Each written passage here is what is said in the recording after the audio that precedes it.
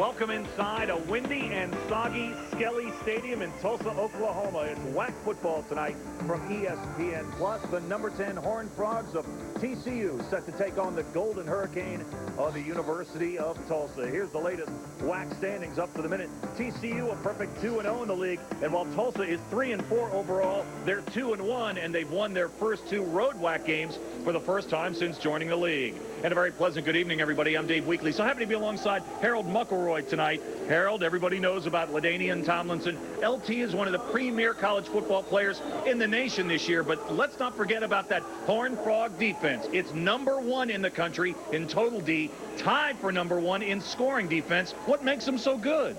Well, Dave, the Horned Frog defense picked up where they left off last year, where they were the #5 team in the nation, and they have tremendous team speed. In addition to that, they have great depth, where you will probably see 22 players play in the first half. They have learned to stop the run, as they have limited their opponents to 1.5 yards per carry in the last 9 ball games. And you can bet the TCU defense will be tough tonight. And check those numbers for TCU, giving up less than 237 total yards a game. That's outstanding. All right, let's focus on Tulsa. Traditionally, they are a throwing team. They'll go primarily from a one-back set tonight. Josh Blankenship is their outstanding quarterback. He had his second career 300-yard passing day last week in a losing effort at New Mexico State, and he's got one terrific target to throw to. Without a doubt, number 87, Donald Shows, is a tremendous receiver. Last week against New Mexico State, he caught 11 passes for 271 yards, 2 touchdowns. He's the #4 receiver in the nation, and I guarantee you the Horned Frogs will know where he is tonight. It's a big game for TCU. They're trying to win their 11th straight game tonight. With a victory tonight, they are bowl eligible. Casey Printers, the outstanding quarterback of the Horned Frogs, getting ready for a big night. He's completed nearly 62% of his passes this year. We'll check our starting lineups and have the opening kickoff from Tulsa. In just a few moments, it's WAC football from ESPN Plus. TCU visiting Tulsa. To our bodies, everyone is unique. Around 66% of us can curl our tongues, and 70% talk in our sleep. That's why Harris Methodist Hospitals deliver health care as individual as you are, through the healing hands of medical staff doctors and caring hearts of people truly dedicated to your well-being. That's what makes Harris Methodist Hospitals, well, unique. Harris Methodist Hospitals. Healing hands, caring hearts. I send pigeons, you know, to communicate with friends, family, co-workers. Some people think I do this for a hobby or for fun. Nope. I do this because my wife spends all day on the internet and we can't use our phone. Use the phone and the web at the same time. Another reason to get DSL. All now for a free modem and free self-installation kit.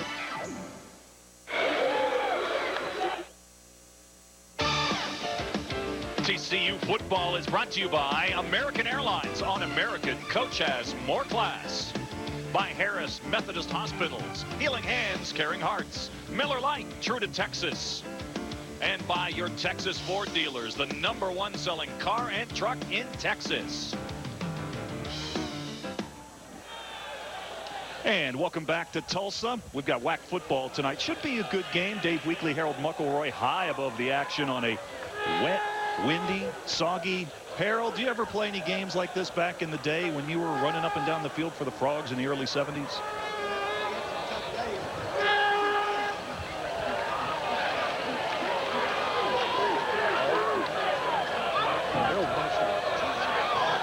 Dennis Franchione, game number 200 tonight on the sidelines. Now let's head down to the sidelines. Hal J has our field story tonight. How you doing, Hal? I hope you're staying dry. Who volunteered me for this job? You guys did this. Unbelievable. We're down on the field. This turf is nothing new to TCU and the Horned Frogs. They played on this, opened the season on exactly this kind of field. And right now, they're going to use 3 different types of shoes, but they're all grass shoes that they use at home at Avon Carter Stadium. So this turf should be nothing new to the TCU Horned Frogs. They played on it before. Back up to you, Harold and David. And here comes the Tulsa Golden Hurricane onto the field. They've got a new attitude this year. New coach in Keith Burns. He's put a lot of enthusiasm into this program after coming from the defensive coordinator spot at Arkansas and Southern Cal. Temperature 61 degrees, humidity, well, we're looking for rain tonight, 70%, and it's going to be overcast the rest of the night. But I tell you what, Harold McElroy, so far this season it's been all blue skies for TCU. Perfect 5-0, 2-0 in the WAC. They are number 10 in the latest ESPN USA Today poll. Casey Printer's getting fired up, ready to go. He's going to play a big role in tonight's game.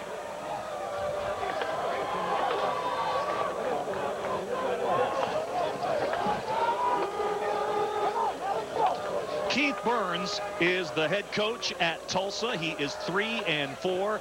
Tulsa came out of the chute 3-2 this year. They won their first 2 league games in the WAC. That's the first time that's happened since they joined the league.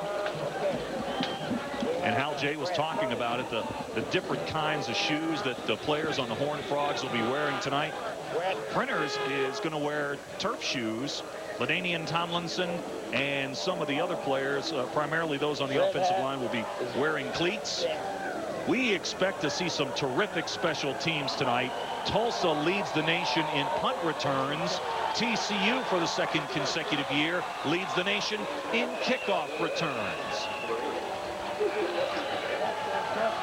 Tulsa will get the football first tonight. Chris Kalaki is set to kick.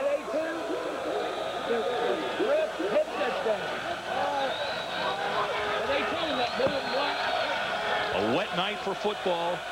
A wet night for football. And our kickoff tonight is sponsored by Harris Methodist Hospital's carbohydrates in your diet 24 hours before competition will give your body fuel to burn on game day. Kalaki's kick into the end zone, and Tulsa will take it 1st and 10 from their own 20-yard line. And there is Josh Blankenship, son of a coach, Bill Blankenship, Union High School right here in Tulsa. Davies had a great career so far. He's in his 12 starts, he's passed for over 200 yards in his first 7 games. Very accurate passer, and you can look for Tulsa doing some very quick 3-step drop passes. Bohannon. Check that. That's Dante Hart coming at you from the tailback spot. And right away, we see some good penetration from the TCU down lineman. Here's the offensive set for Tulsa. Josh Blankenship coming off a good day in losing effort against New Mexico State. Donald Scholes, great punt returner, had a big game last week, 11 catches for over 200 yards. And Steve Schiller from Pennsylvania leads a revamped Tulsa offensive line.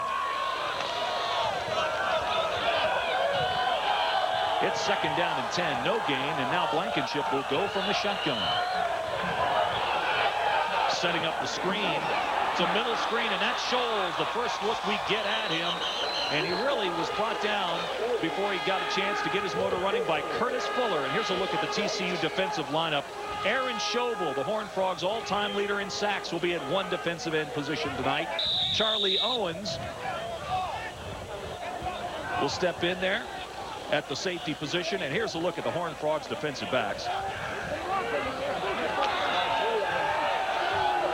And it's 3rd down and 4. 4 wide receivers this time for Tulsa. 1 back, it's Bohannon. 3-step drop, Blankenship to throw. Flags are down. And Greg Walls is going to be called on either interference or holding. And Keith Burns, he likes that. That's going to be a 1st down for the Tulsa Golden Hurricane. Here's another look, Harold. Well, TCU was up in a press defense there. The Greg Walls was right on top of Scholes, and obviously he was bumping him there when the ball was thrown. A lot of times that can be set. You can set a defense up with that as you throw very quickly. Automatic 1st down. Phil Lathan is our referee tonight.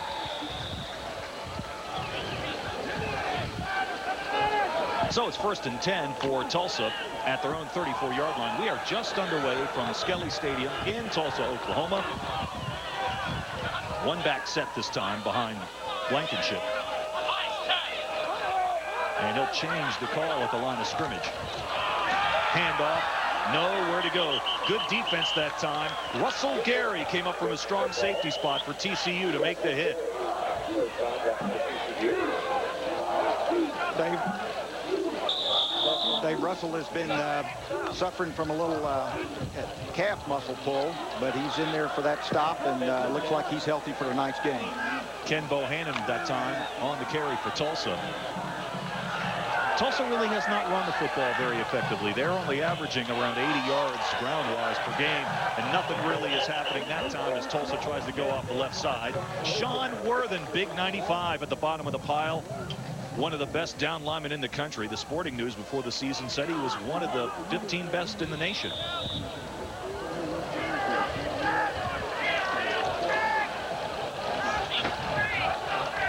Dave, Tulsa's trying to set up a little run here by running on 3 of these first couple of downs, but they're going to have to move the ball through the air if they're going to beat TCU tonight. A penalty allowed them to pick up a first down on their first third down situation. Now it's 3rd and 6, nowhere to go. Big sack. It's Aaron Schobel. Schobel now with 31.5 career sacks at TCU. Man, he got off and got in there very, very quickly. Schobel's a tremendous player. As you mentioned, he's the all-time sack leader at TCU. In there, picking up another one. Blankenship's going to have his hands full tonight. This is Casey Lipscomb, the junior punter. Pulled a muscle on Wednesday, really not 100%. We weren't sure if he was going to be able to answer the bell, but he gets that one away. And Terrence Dunbar will simply get away from the football and let it roll, and it will roll dead at the Horned Frog 39-yard line. And Dave, Lipscomb's limping off the field. He pulled a hamstring earlier in the week, and he is doesn't look too healthy after that. He is averaging over 41 yards per kick. He's a great kicker. There you see Coach Burns coming out congratulating him for that effort, but it's going to be a tough night if he's got to kick a lot tonight. All right, now we get a look at that TCU offense for the first time tonight. Casey Prenner, sophomore from DeSoto, Texas, 13-2 as a starter for TCU. LaDainian Tomlinson, as you might expect, is at the tailback spot, and that time we got to look at the fullback, George Lane. Let's take a look at the offensive lineup for the Horned Frogs. Prenner's at quarterback, and then there's LaDainian Tomlinson, who most likely will go over 1,000 yards rushing for the season tonight. TCU's wide receivers, Terrence Dunbar is the leading pass catcher for the Horned Frogs, and a great offensive line for TCU, where Victor Payne is the only junior among the senior-dominated group. Printers keeps it, throwing, incomplete. So it's going to be 3rd down and 8 for TCU. Keith Burns has been a defensive coordinator in a couple of different places. He's a great defensive coach, and you can tell that Tulsa was well prepared for that. TCU's run a lot of bootlegs this year, and they were there. Burns said earlier this week that he really felt like he had to get back into his defensive coordinator mode. He did an awful lot of work this week to prepare for what has to be a coach's nightmare, TCU's offense, which has really been terrific so far this season. Horned Frogs have won their first 5 games by an average of over 30 points. Here's a flanker screen, and this is Cedric James, and James is going to be stopped shy of the first down. So Tulsa's got some life. TCU 3 and out on their first possession of the night. Here's a look at Tulsa's defense. Damond Robinson, he's tough in the middle of that line. Ashawn Farley is the Golden Hurricanes' leading tackler. And in the defensive secondary, 5'6", true freshman C.J. Scott has really been a surprise. Here's Joey Biassatti set to punt the football. And Scholes, the aforementioned Donald Scholes, leads the nation in punt returns, back to receive the kick. Steps up, gets away from the ball, and it will go into the end zone. Touchback.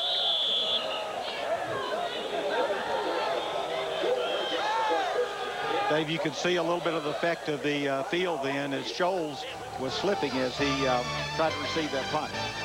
We'll step aside from Tulsa. No score. TCU and the Golden Hurricanes.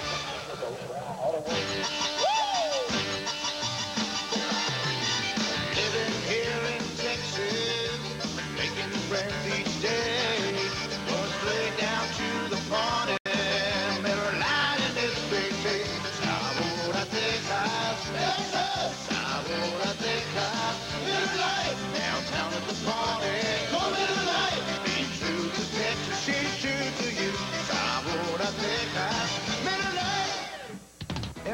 AmeriDebt helps more people with money problems. My credit card debt was outrageous. Then I called AmeriDebt. They contacted my creditors and got my payments almost cut in half. AmeriDebt is a nonprofit organization that offers free consultations to consumers seeking to eliminate their debt. Every month I pay our credit card bills, but the balances never seem to get smaller. AmeriDebt got our interest rates reduced, and now the balances are dropping dramatically. Call 1-800-652-4500. AmeriDebt, helping America get out of debt. It's payback time from your Dallas Mavericks. You asked for it, you got it. The Superstar Plan gets you the 10 biggest games this season. You'll see the world champion Lakers twice, skywalking Vince Carter and his Toronto Raptors, and the best the NBA has to offer. Plus, you get the Mavs home opener versus the Milwaukee Bucks on Halloween night, and the fun of costume parties, contests, free bags of candy, and loads of fun for the kids. Call 214-747-MAVS or visit www.mavtix.com. And welcome back inside Skelly Stadium in Tulsa, Oklahoma. TCU and the Golden Hurricane. Well, Tulsa was able to do something on that first drive that a lot of teams have not been able to do, and that's keep TCU off the board. They've had terrific success scoring on their first drive of the game, not just this year, but last year as well. They got a little momentum going, and that's got to concern Coach Fran. First and 10. This is Tulsa's second possession of the game. Blankenship throwing incomplete.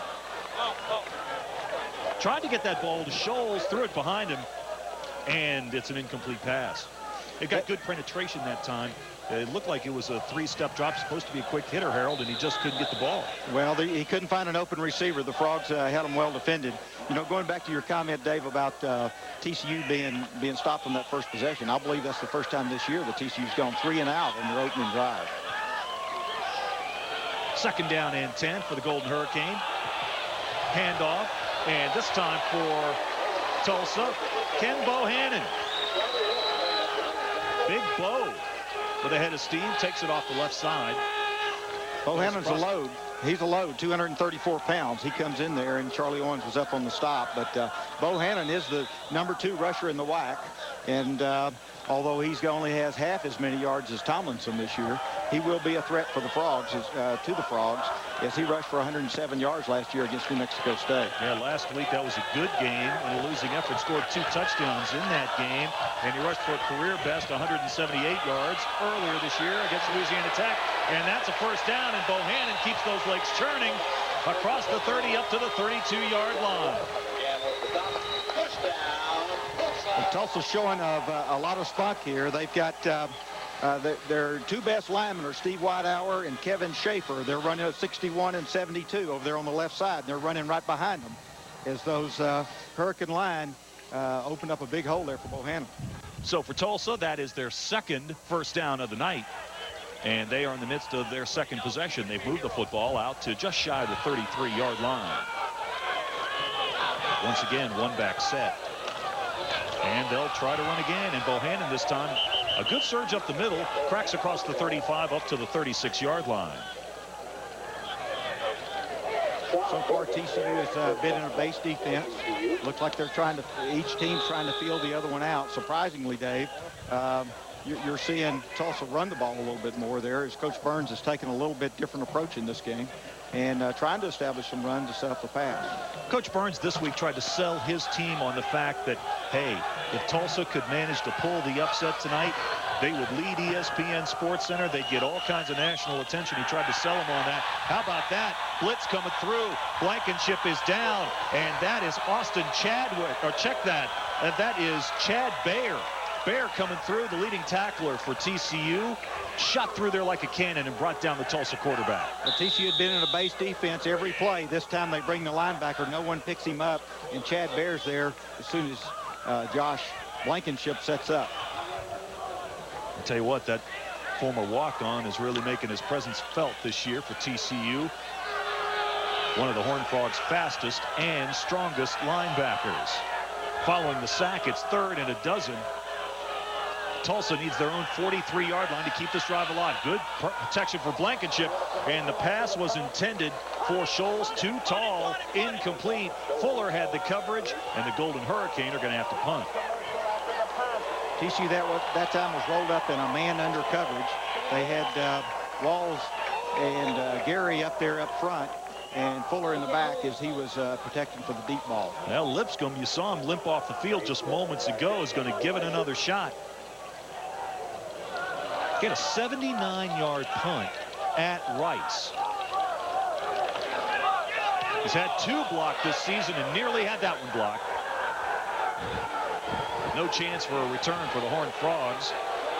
And much like his first punt, it rolls dead at around the 39-yard line.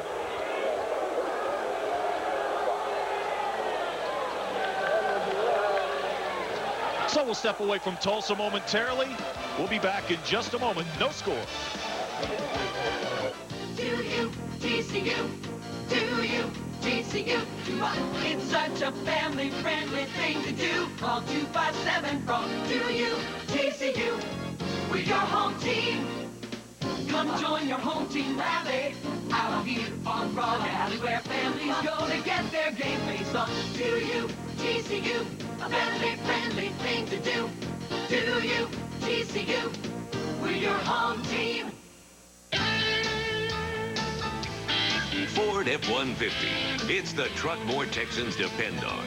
It's also the truck that gives Texans more payload capacity. And now, more value. For a limited time, get into a new Ford F-150, the best-selling truck in Texas, with low 4.9 financing or $1,000 cash back. To get a new F-150 or to check out the Ford F-150 Super Crew, get to your Texas Ford dealer today and see why Ford is the best in Texas.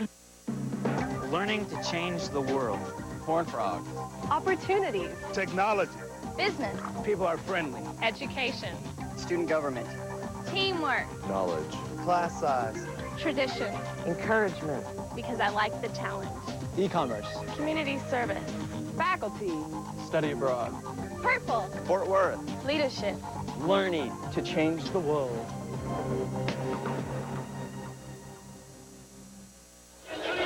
Coach Fran and the Horned Frogs at TCU.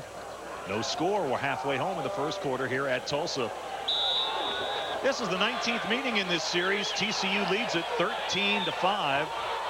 And since they joined the WAC, TCU's won 3 of 4 from Tulsa. Last year, the Frogs won 56-17. They scored a school record 35 points in the third quarter. Here comes LaDainian Tomlinson trying to bounce it to the outside. Stiff arms one tackler, and it looks as if he's got a first down up near midfield. That play was designed to go right up the middle, but Tomlinson used his great vision as he saw the middle was stacked up. He went around to the right side, picked up 10. He got right away from Chad Smith, the bandit back for Tulsa. He thought he had LT in his sights. LaDainian Tomlinson ran away from him, and it is a first down, gain of 11. Tomlinson needs just 27 yards today to go over 1,000 yards for the season. First and 10 for the Horned Frogs. This is Tomlinson again. Good penetration in there that time for Tulsa, and it was Brad Hawkins filling the hole from his linebacking spot and bringing LT down after a very short game. Second down and 8. Tulsa's showing a lot of poise as they've stepped up there and been tough against TCU so far. You can tell Coach Burns has put a lot of special effort into this game.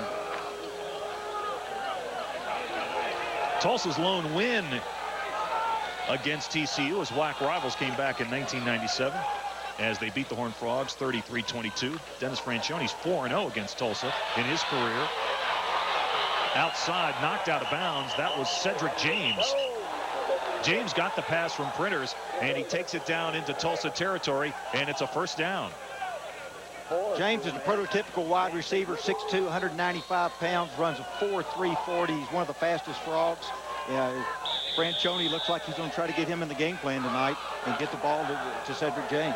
All right, so after TCU was 3 and out on their first possession, they're moving the football, and there you see Printers. Printers numbers from the eye. Hand off to Tomlinson. And he follows Payne inside the 20 and down to the 29-yard line. Just got a super block from Victor Payne. LT was on his inside shoulder and across the 30-yard line. Watch your eyes on, keep your eyes glued on 78. There's Victor leading him through, and there's also George Lane, the fullback, number 38, who kicked out on the defensive end. You know, Dave, this offensive line for TCU has got a lot of maturity. They've got 134 starts between the big five up front. Second down and a yard from the Tulsa 29. Printers from the shotgun this time. Option. The pitch back to Lane. And Lane skips out of bounds, and I think he's got the first down. Well, that's a different look. Normally when you think of option, you think of running the ball to LT. This time LT is on the left side, and they option right to George Lane, the big fullback, who is really known more for running those quick trap plays up the middle. Hey, LT's LT, no question about it, but George Lane has the best per carry average in the TCU backfield. He's averaging nearly 8 yards a carry. First down and 10 from the 27-yard line for the Horned Frogs. Still no score. Inside of 6 minutes to go, first quarter. This is Tomlinson. Slips one tackle at the line of scrimmage. Then he really attracts a crowd. Harold, I don't think there's any question that tonight we anticipate that Tulsa is going to get a host of defenders near the line of scrimmage to try to contain Tomlinson. Well, the way you stop a ball carrier like Tomlinson is with gang tackling and great pursuit. And you know that Coach Burns knows that. You know he's taught that, and they're swarming all over number 5. Second down, and we'll call it 9. Printers play action. Sending this one towards the end zone, and it's too tall. Pass was incomplete. Pass was intended for Quint Ellis, the tight end. Ellis is a little bit more of a pass receiving tight end. Printers had good time that time.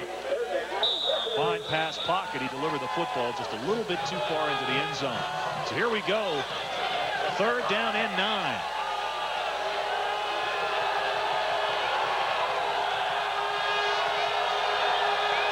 Four wide receivers. It's trips to the left this time for TCU. Printers, late pitch to Tomlinson. He's not going anywhere. Short side pitch to LT, well defended by the Golden Hurricane, and it's fourth down. Tulsa was overloaded on the short side of the field here, anticipating, looks like they were anticipating this option to Tomlinson. 42, the defensive end, Drew McLaughlin, played it really well, played soft on the quarterback, and then was able to get out there and knock him out of bounds. Chris Kalaki is into the game. 6 of 7 on his field goal attempts this year. 42 yards is his long, and this one will come from the right hash mark just inside 42 yards. Officially, this will be a 41-yard attempt. On the way, hooked it in there. 3 ball, corner pocket, banged it in off the right upright, and TCU draws first blood. Chris Kalaki, 41-yard field goal, 4:55 to go in the quarter. Back with more in a moment from Tulsa. This Craftmatic Model 2 electrically adjustable bed costs no more than many quality flatbeds. And when you buy selected ones with optional heat and built-in massage, you get this fabulous bonus. A 25-inch color TV absolutely free. Call toll-free to receive complete free information by mail. In a flatbed, you have to use pillows to prop yourself up. But in a Craftmatic bed, you adjust yourself into comfortable positions automatically, so you can watch TV, read, and get a great night's sleep. Raise and support your head, neck, shoulders, back, legs, and feet at the touch of a button. Plus, there's optional heat and built-in massage to soothe you. Call toll-free so we can mail you our adjustable bed catalog and a certificate for a free 25-inch color TV with bed purchase. Call to get our free catalog and color TV certificate by mail now. There is absolutely no obligation. Call toll-free 1-800-852-9600. That's 1-800-852-9600 toll-free. 1-800-852-9600.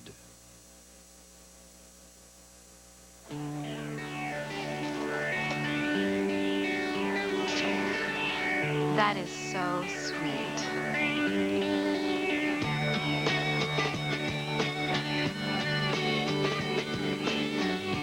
Hey, here's your free phone for making the donation. Want a free digital phone? Donate $20 to Special Olympics. From Southwestern Bell.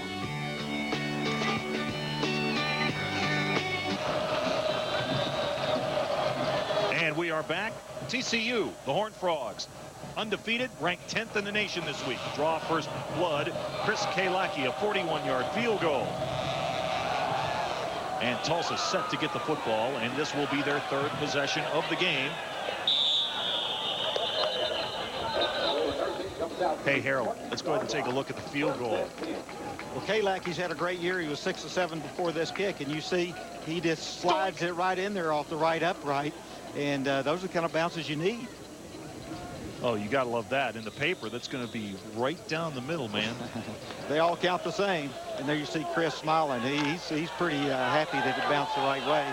And the center there beside him, number 59, great kid from Trinity Valley. Trying to get the ball to Scholes in a creative way, and he just cannot get outside. Good defense that time. Got a flag on the play here, David. Looks like we're going to have a holding call against Tulsa. The TCU defense has done a pretty good job so far stopping the run, even though Tulsa's trying to establish it. Looks like they've got 8 carries for only 5 yards so far. Of course, that includes a couple of good sacks that the Frogs have laid on them. Here's the call. Holding on the offense. Half the distance penalty. Repeat, first down. Now, this is the kind of thing that Tulsa can't do if they want to be successful tonight. They've got to win the battle field position if they can. And starting these drives inside their own 10-yard line against a team that's so powerful offensively as TCU is not going to get it. No, this makes it really tough on this offense against a defense as good as TCU's. So far, Tulsa's had all 3 starting possessions at the 20-yard line. Here's that one-back set we anticipated we would see an awful lot of tonight. Blankenship, handoff, nowhere to go, just buried in the middle of the line. And that was Chad McCarty. Loss of 3 on that play as the Horned Frog defense just went right through the offensive line like a sieve there. I'm telling you, they were putting a lot of pressure. There's good old Chad McCarty, defensive end. Got a lot of speed, a lot of pressure coming in off that left defensive end. TCU has really been the beneficiary of some fine family efforts from McCarty. His brother was an all-WAC defensive end at TCU in 1997. Back into the end zone, dangerous play, and that was probably just as well that did fall incomplete. TCU had that screen sniffed out beautifully. Well, they're going to run the screen to the right. If Blankenship comes back to pass here, he has no one to look at, and he's got Aaron Schobel breathing down his neck. And there was Shannon Brazil there on Bohannon. Well, Harold, if you were the offensive coordinator for Tulsa right now, this is the kind of situation you really don't want to face. It's 3rd down and 22 against the nation's #1 defense, and the line of scrimmage is your own 6-yard line. Yeah, the smart thing here is just try to pick up a few yards so that you can improve your field position. They're going to run that little dump pass there and unsuccessful. Well, they tried to get the quick hitter out to Bohannon. It falls incomplete, and now Tulsa is going to be punting the football out of their own end zone. Well, Tulsa's got to, as you were mentioning, Dave, Tulsa has got to get themselves in a position to where they have 3rd and short yardage. These 4th and long yardage situations are going to be very difficult for them. Well, Lipscomb is in there to punt again. This is already his 3rd punt of the first quarter. He had a school record 10 punts in the game against Texas A&M last year, and this one is going to take a TCU bounce and what's super field position. And now a late flag is going to come in. A late hit is going to be called on Walls. Without that penalty, the Frogs would have taken possession at the Tulsa 31, but that late hit is going to back them up a bit. Well, that was not a smart play by Greg Walls there. It was definitely way after the play was over. He came in and threw a block on one of the Tulsa defenders. TCU, as you said, would be on the 32. Now they're going to be back closer to the 47-yard line. Personal foul on the receiving team. 15-yard penalty. First down. Here's a replay of this as you see Scholes coming in from the right. I mean, Walls, and that's just, there's no room for that in college football. Not a smart play. First and 10 for TCU. They got great field position nonetheless. They have it at the 47-yard line of the Golden Hurricane. LT LaDainian Tomlinson is the lone setback in this formation. The fake to Tomlinson. Printers. Needs a block. Got one. Got another. Can he hit the corner? No. Throws it. Pass is incomplete. And that time, Cedric James nearly picked it off the turf. On the positive side for TCU, Printers really gave an outstanding effort. He showed good escapability as he rolled to the left and then broke it back to the right. Well, Casey's got a lot of mobility. He's a 4.6 40 guy. He can get outside. He did a great job scrambling around. And that's pretty close right there, but hits the ground. I tell you, Tulsa's doing a great job on defense right now. They're playing well. Clock stopped, 3:18 to go, first period. TCU leads 3-0. Horned Frogs with the ball, second down and 10. Here comes Tomlinson, and he is brought down. Had a good head of steam, but he hit a brick wall of Golden Hurricane defenders when he reached the Tulsa 45. One of the things that Coach Burns talked about when he took over the Tulsa program is the success that TCU had, and he said that was a model for what he would like to build here in Tulsa. So far, he's having pretty good success. He's looking pretty good. He's got his team fired up. Another key third down situation. TCU with the football at the Tulsa 45. Printers from the shotgun. Throws across the middle. Incomplete. Dunbar wanted a penalty. He's still lobbying for one. He's not going to get the call. There was a lot of bumping going on in the middle there as the two wide receivers actually ran crossing routes across the middle. And there were two linebackers in there that was giving TCU a lot of trouble. There you see George Lane putting a good block, giving Printers the time. And just out of the corner of your picture there, the linebacker had bumped Dunbar off his route. Joey Biassatti is into the game to punt the football away. I'm sure Coach Fran would love to have that series again. Should have had the ball at the Tulsa 31. Late hit cost him a penalty and 2 incomplete passes in that series.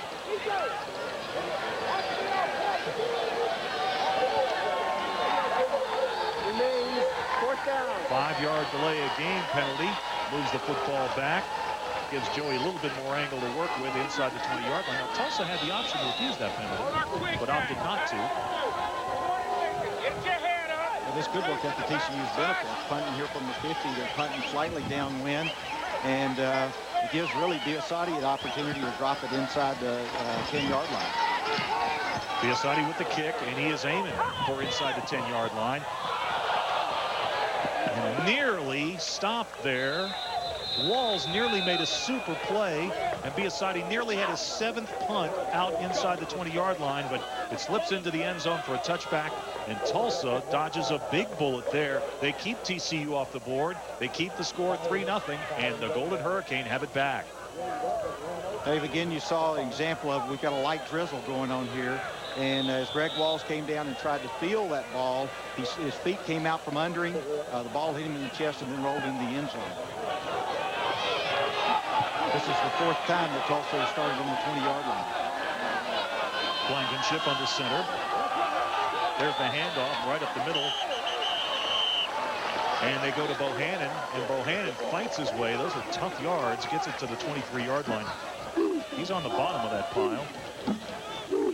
Prior to that rush, that attempt there, Tulsa had 9 attempts, rushing attempts, for a negative 2 yards.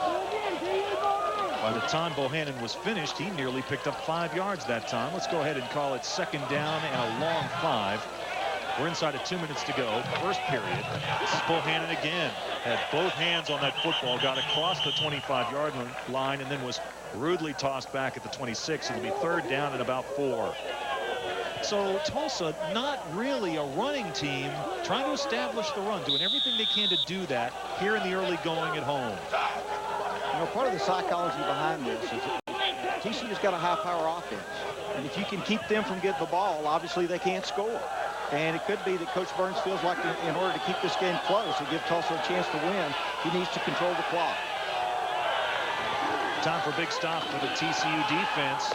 pass is caught. That's a first down. Andrew Lacrone there. Yeah, Lacrone is a 6th-year senior, and he holds on. He's really sure-handed in it. It's a first down. It's very unusual to get the opportunity to play 6 years. Normally you get 4 years of eligibility in a 5-year period. Lacrone has had a number of injuries. They appealed to the NCAA and were able to pick up an extra year for him. First down and 10 for Tulsa at their own 34-yard line. Blankenship appears to be changing the play again at the line of scrimmage. 3-step drop, hot shot, incomplete. Let's head down to the sidelines and Hal J. What's up, Hal? Okay, I tell you what, I had to find out how the Tulsa Golden Hurricane got its name, because hurricanes in Tulsa have about as much in common as tailgating and the Fort Worth Symphony do. Well, many years ago, they wanted to be called the Tulsa Tornado, but there was a school in Georgia that already had it, so they didn't want to go with that, but they wanted something just as powerful as a tornado, so they decided on the Hurricane. And that's how the Tulsa Golden Hurricane came to be. Back up to Dave and Harold. All right, thanks so much, Hal. And apparently the rain seeping into his brain is not affecting its efficiency to this point. Whoa. And that's Bohannon again with a big head of steam, and Fuller was able to knock his pins out from under him. Curtis Fuller's a great safety, and he's a great tackler, and you're going to see him come up here and take the legs right out from underneath Bohannon. There he is. Whoa. Fuller's a great story too, Dave. He's already graduated, working on his master's degree now. He's a great kid, great spokesman for TCU. Is in the running for the Jim Thorpe Award. There's a host of TCU players that are nominated for national awards. We'll get into that. Right now, Tulsa can't be unhappy with the way things are going. They trail at home just 3-0 to 10th ranked and undefeated TCU. 1 quarter in the books. We're back to Wet and Wild Skelly Stadium in just a moment. Stay with us. Excuse me. Yes. Could I get a glass of water, please? Oh, sure. Anything else? Now that you mention it, I could use a little more leg room.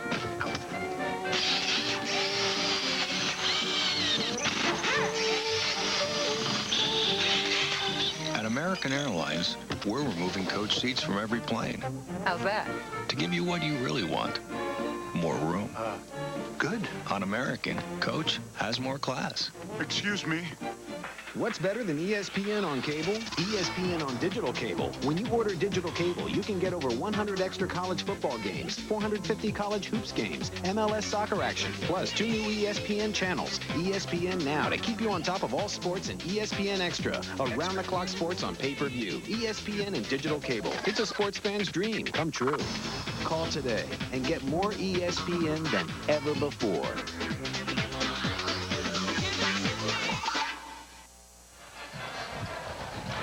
Set to start the second quarter. Dave Weekley, Harold McElroy, and Hal J.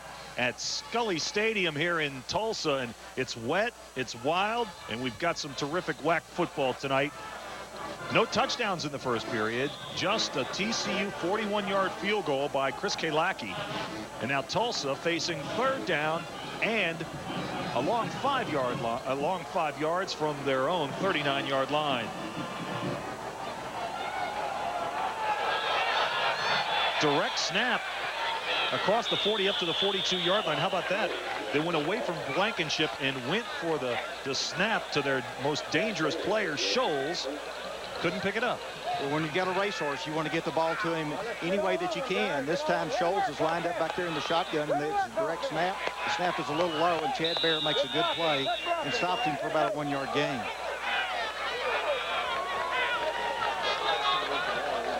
LeVar Veal is set to return the punt at the TCU 15-yard line. Here's Lipscomb again.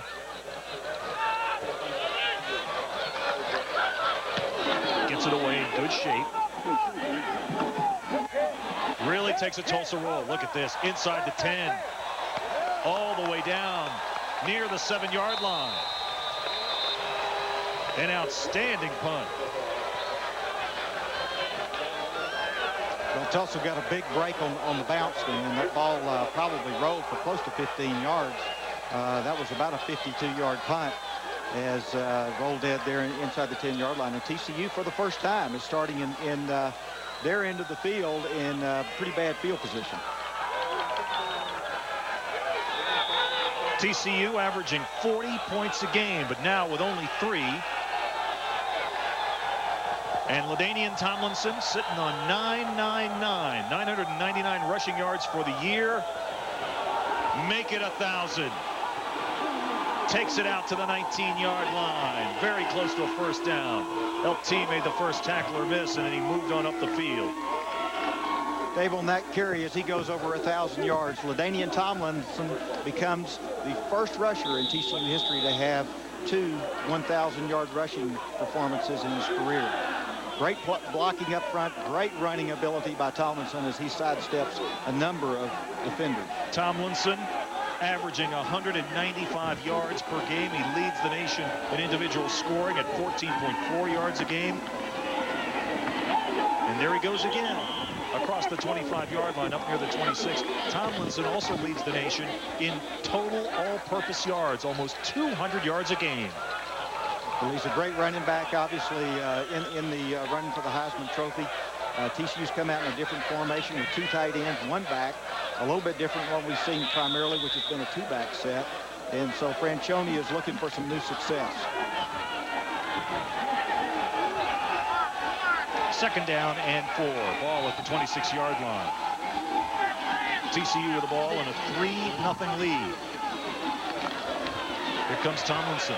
Once again, he makes the first man miss, and he has the first down. Well, LT's got great vision, and he also has the ability to break a lot of tackles. And as you mentioned, Dave, he breaks a tackle right here in his own backfield as Farley gets in there and does a good job, and that's the reason he's a candidate for the Heisman Trophy. Well, LT's got to be ready to rumble. TCU was idle last week. Their only off week of the season. They're set to begin the second half of the campaign tonight. In the game against Hawaii, Tomlinson rushed the ball 49 times. That's a school record. And this time it's Lane. And Lane with a big head of steam, but really didn't find much running room there. Tulsa defends that well. Just a 2-yard gain. George Lane is really known more for his blocking, but as you indicated earlier, has been very productive, both as a runner and as a pass receiver, as he's caught several big passes, including the big touchdown pass against Navy earlier in the year. He's a big load, 245 pounds, a great blocker. There you see his stats for the year, 322 yards of total offense. Been a big part of the success of this TCU offense. And Lane, like many of the other TCU players, has a lot of family tradition with the Horned Frogs. His dad was a quarterback at TCU. Outstanding play for Tulsa by C.J. Scott. Moments after Cedric James got the football, Scott at 5'6", a true freshman from Nashville, put him down. Well, Tulsa reads this play extremely well, and there's Scott, number 5, who's right on top of Cedric James. It's very unusual, Dave, to have a high school freshman, a kid just right out of high school, come in and start and be as productive as he is. But he is the best defensive back for the Hurricane this year. He was Mr. Football in the state of Tennessee as a senior. 3rd down and 9. Printers. How did he get out of there? Still on his feet, but he will not pick up the first down. But now a flag comes in late. And that's Farley with the stop. And this penalty is going to go against the Horned Frogs. How did he escape this, Harold? Well, I don't know. There's 4 of them all around him. He does a great job of getting out of there. But they're going to call a clip there on number 3, LaTerrence Dunbar, as he came back. On the offense, the penalty is declined. 4th down. Dave, again, you see the preparation that's put in by Coach Burns. You see his ability to coach defense, which he is well known for. This is a Tulsa team that has given up tremendous chunks of yardage in the last 2 games. And they're doing a good job of handling this high-powered TCU offense. And that guy you don't want to make a living kicking the ball to. Scholes is the #1 punt returner in the nation. Took one back to the house against Rice a couple of weeks ago. And here he's going to try to get wide if he can. And how about that great coverage by TCU? They were all over Donald Scholes. He was able to elude the first man, started giving ground, and takes the football back to the 15-yard line. So it's a battle of field position tonight in Tulsa. TCU 3, Golden Hurricane nothing. A lot of Texas out on the old road. From up in Amarillo down to San Antonio. Nothing makes the miles between the Panhandle and the Hill Country fly by like this, the Ford Mustang. And right now, you can hit the open road in one with 1,000 cash back. Stop by your Texas Ford dealer today and test drive the car that proves without a doubt. Ford is the best in Texas. When it comes to price, nobody beats iMasters, where you can get a free pair of glasses. That's any pair in the store, free. Just buy one pair and get any second pair of equal or lesser value, free. We won't make you choose your free pair from a limited selection. You can choose from thousands of name brands, free. So hurry in to iMasters, now open in the new Stonebriar Center near Foley's. Also at iMasters, get a complete pair of glasses for just $99. Are you ready to take your career to the next level? SMU can help. We can teach you the latest technologies in e-commerce, Microsoft, Novell, Oracle, Unix, and Cisco, and programming languages like C, C++, Java, and Visual Basic. It's not going to be easy, but for those who put in the effort, these courses can change lives. New skills, new technologies, SMU's got it. Are you ready? That we'd see more points from the Horned Frogs. They do lead this game. Coach Fran and his Chargers have the edge, 3-0. But Tulsa's hanging in there. They've got the football at their own 15-yard line, 1st and 10.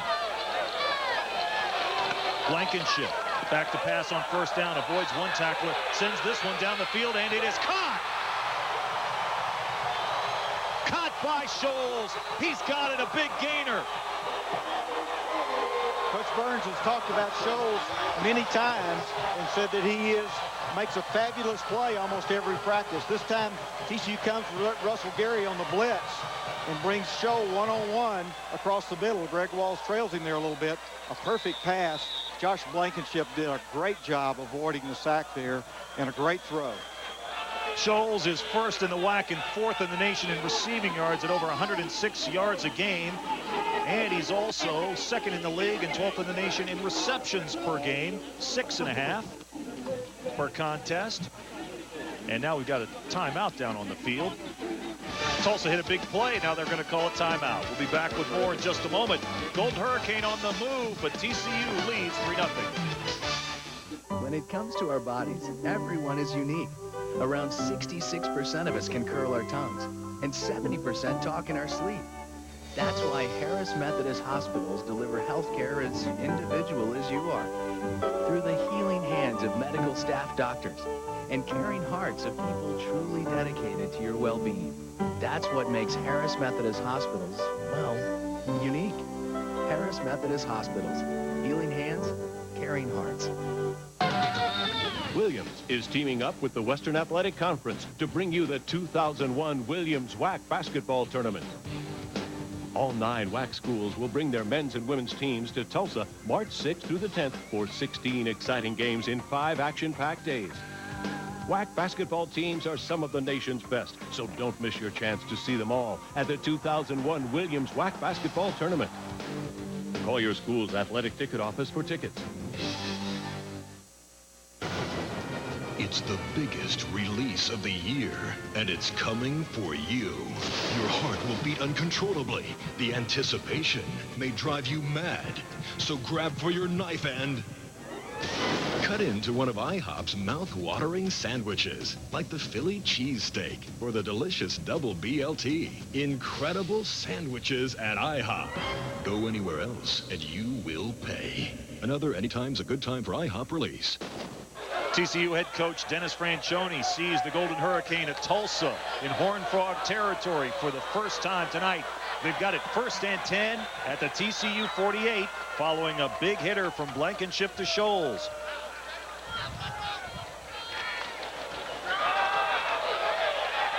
Not much running room off the right side that time. Dante Hart. TCU was hit right in the chest with that last big play, a 37-yard gain by Scholes. And Blankenship, as you see there, did a tremendous job avoiding the rush from Russell Gary. Dante Hart, redshirt freshman from Garland, Texas, on the carry. This is Blankenship rolling out the throw. Incomplete. He's trying to get it to his tight end.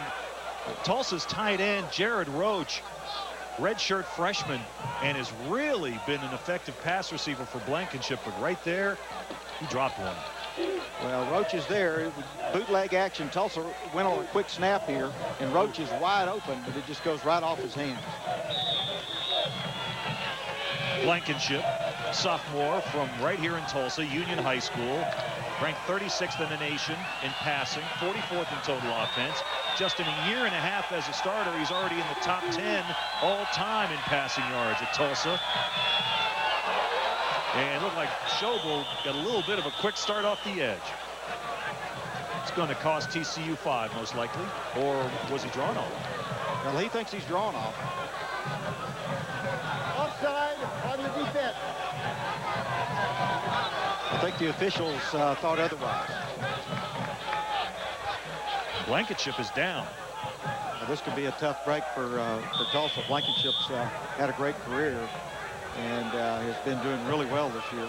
Ironically, it was last year against the Horned Frogs that Michael Wall was the starting quarterback, number 12, and was hurt against TCU.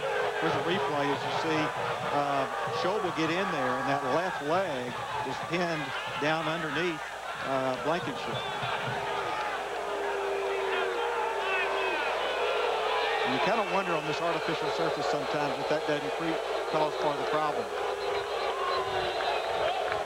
And as Blankenship goes out, Michael Wall will come in.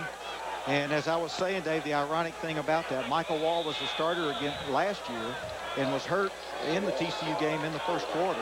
Josh Blankenship came in as his replacement and has been the starter ever since. And Wall and Blankenship went head-to-head for that starting job in spring football, and Blankenship won it, but right now Michael Wall is the quarterback for the Tulsa Golden Hurricane. And it's 3rd down and 2. Botch snap, and Schobel buries him. Brazil was also there for TCU, and it's 4th down. It's not unusual when a new quarterback comes into a game that the quarterback and the center have a little problem on the exchange. That time it looked like a pretty good snap. Wall just didn't get it. And Shannon Brazil and Aaron Schobel were there. It looks like Tulsa's going for it here on their own 41-yard line. Yep, may not be a bad bet. Lost a yard on that play. It's 4th down and 4.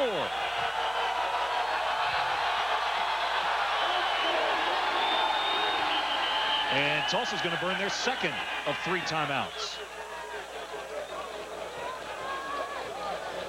So Wall, who's a senior from Washington, PA, will talk this one over for a while. We'll step aside momentarily and return to Tulsa in a moment. TCU leads 3-0.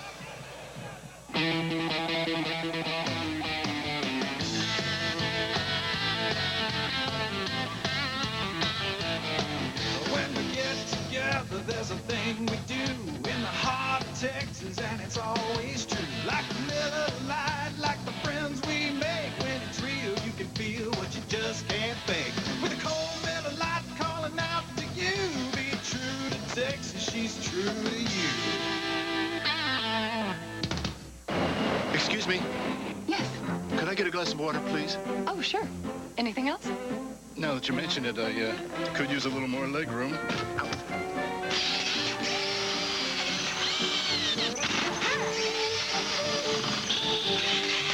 At American Airlines, we're removing coach seats from every plane How's that? to give you what you really want. More room. Good. On American, coach has more class. Excuse me.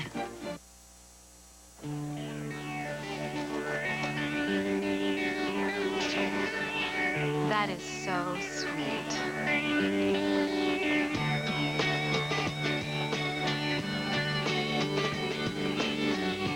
Hey, here's your free phone for making the donation.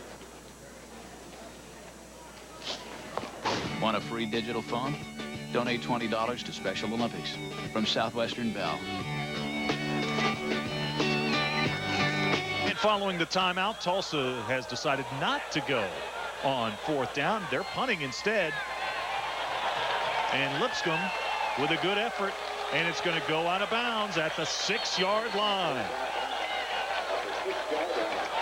So once again, TCU, not much field position, and Tulsa here at home on a wet and windy night, absolutely in this ball game, trailing just 3-0. And in this game that's been dominated by running by both teams, we've got inside of 9 minutes to go in the first half. Yeah, it's been a fast-paced game, and Tulsa's doing a good job of running the clock. They've done a great job of controlling TCU, and now they've got them pinned down here on the 6-yard line. Tomlinson is the lone setback behind Printers. 3 wide receivers, 2 to the right. This is LT. Jitterbugs his way up to close to the 8-yard line. Let's head down to the sidelines. And Hal J. Hal? Well, an update on Josh Blankenship. He came out, sprained ankle. They're retaping. He is going to go back in for the Tulsa Golden Hurricane. They're just going to get retaped and send him back in. Back up to David Harrell. All right, thanks, Al. That's good news for Tulsa. 2nd down and 8. Ball resting at the 8.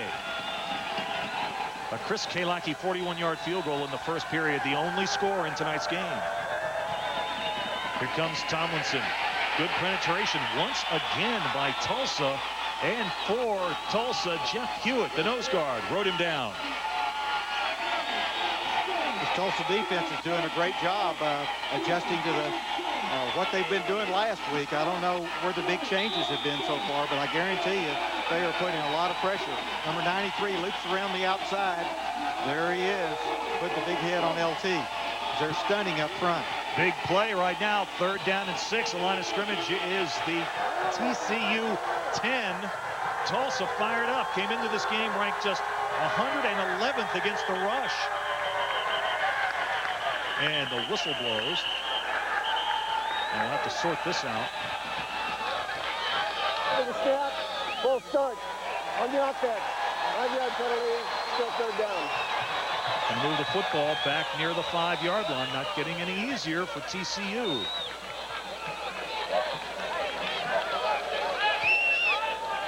Coach Burns has got to be pleased with the way his Hurricanes playing so far. They have come out showing a lot of fire. And as you mentioned earlier, he had told his team that if they could upset this number 10 ranked TCU team, they would be the talk of Sports Center.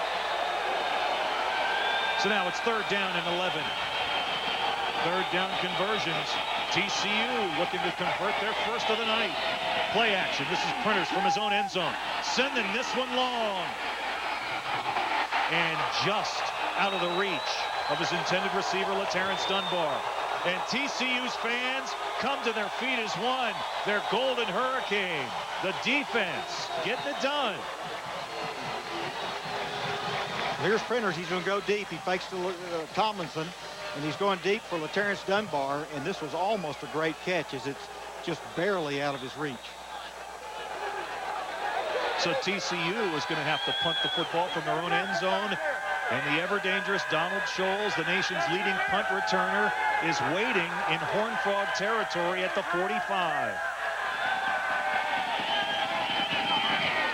Gets it away. Short kick. Scholes gets away from it, and this one is going to die at the 47-yard line. Great field position coming up for Tulsa. Actually, Biasotti got a 42-yard effort out of that with no return from Donald Scholes. And when you're trying to shut down the #1 punt returner in the nation, you're happy with a 42-yard effort. Yeah, you'll take that with no return, that's for sure. Now, Keith Burns got to be very happy at this point of the game. His Golden Hurricane, a big underdog at home, and now Blankenship is back in there and not really showing any ill effects of that ankle injury. They'll operate from the shotgun, 4 wide receivers, and suddenly he comes up to the line of scrimmage. Look at this. Flanker pass, sending it down the field. Pass is caught.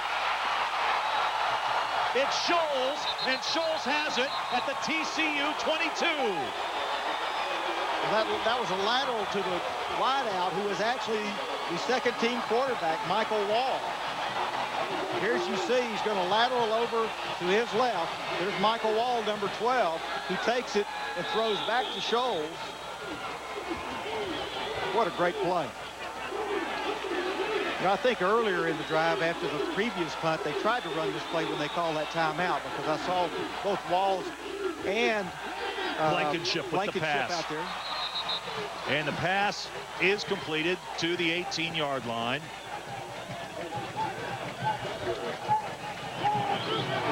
And that pass was complete to the tight end, Austin Chadwick. That was a 2 tight end formation that time for Tulsa. And Tulsa now with their first real scoring threat. They are in the red zone. TCU's defense inside the red zone has been outstanding. But they're going to get a test here.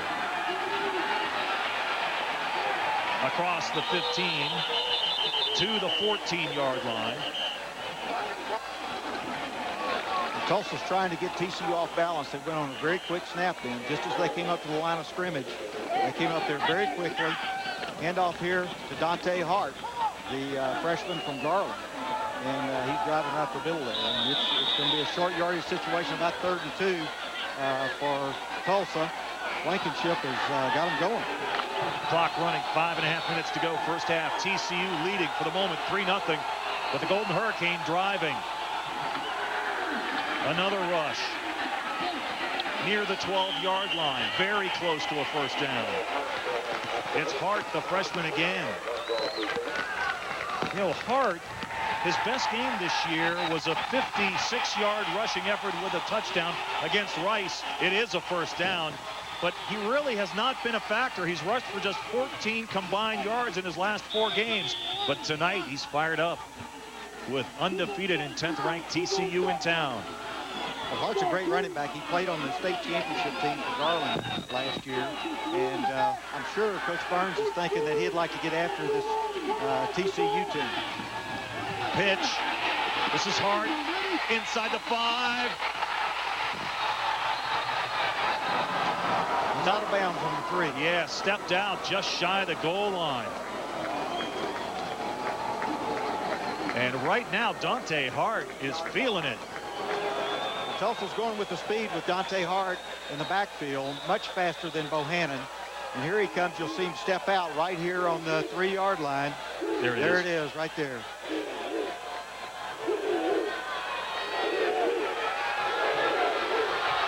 It's a great look. He did step out. 2nd and a yard. Here we go again. It's Hart again. He's got the first down, or is very close to it. Chad Pugh, the redshirt freshman from Boswell, in on that tackle. And you see Curtis Fuller getting up a little gingerly. Curtis has been nursing an ankle sprain. And I'll tell you, Dave, I'm very impressed with the way Tulsa's handling it. Tulsa's offensive line has really been doing a job. It's 1st and goal. And there you see the Tulsa Golden Hurricane offense. And you can really get an indication from that angle of how much rain is really coming down.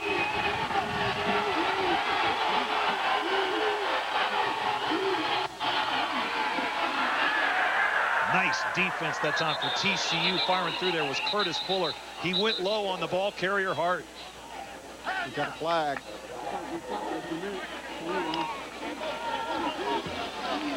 Curtis Fuller's coming out after that play. He made a great tackle there on Dante Hart. Here's the call. Illegal formation on the offense. 6 men on the line of scrimmage. 5-yard penalty. Replay, first down. Boy, penalties like that will really kill you.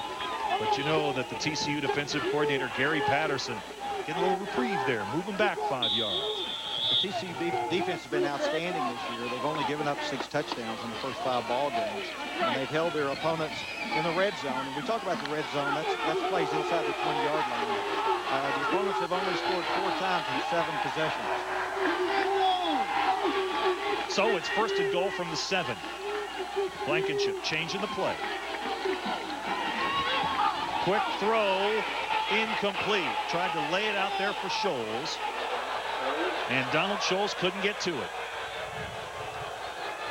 Little fade pattern in the end zone, and In watching films, I've noticed that Tulsa really likes to run the fade, and when you think about it, there's a lot of benefits. The receiver is obviously looking at the quarterback, but the defender has his back turned to him all the time, so it's a very difficult pass for the defender to handle. Blankenship incomplete on the pass. Second and goal again. Blankenship going to carry it himself. Really nowhere to go. Well defensed by TCU. That was a play out of the TCU play. Yeah, sure was. Option to the right, which is unusual for Tulsa. Schobel was there to make the stop. So here's a big call in this game. Third down and goal. Ball resting just outside the 6-yard line.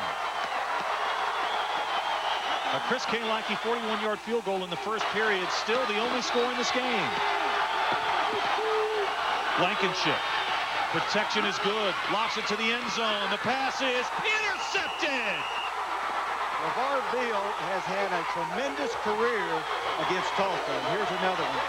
This is the third big interception LeVar Beal has had against the Hurricane. 2 years ago, he had an 84-yard interception return that here's a look at it again as he picks it up in the corner of the end zone.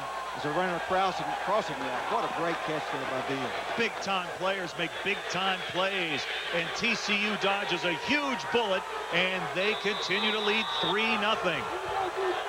As I was saying, Beal has had a great career against Tulsa. Picked one off 2 years ago, returned it 84 yards to the 2-yard line. Last year, he picked one off and ran 95 yards. It was nullified by a penalty, but he has certainly had a great career against Tulsa. And the TCU fans who made the trip from Fort Worth are going crazy behind the Horned Frog bench. First and 10 from the 20. This is Tomlinson. He's had a little chance to rest after the Golden Hurricane had the ball for so long. Takes it out to the 24-yard line on first down. Boy, you talk about a backbreaker momentum-wise for Tulsa. What a huge play by the TCU defense. Tulsa had it first and goal inside the 3-yard line, and they do not score.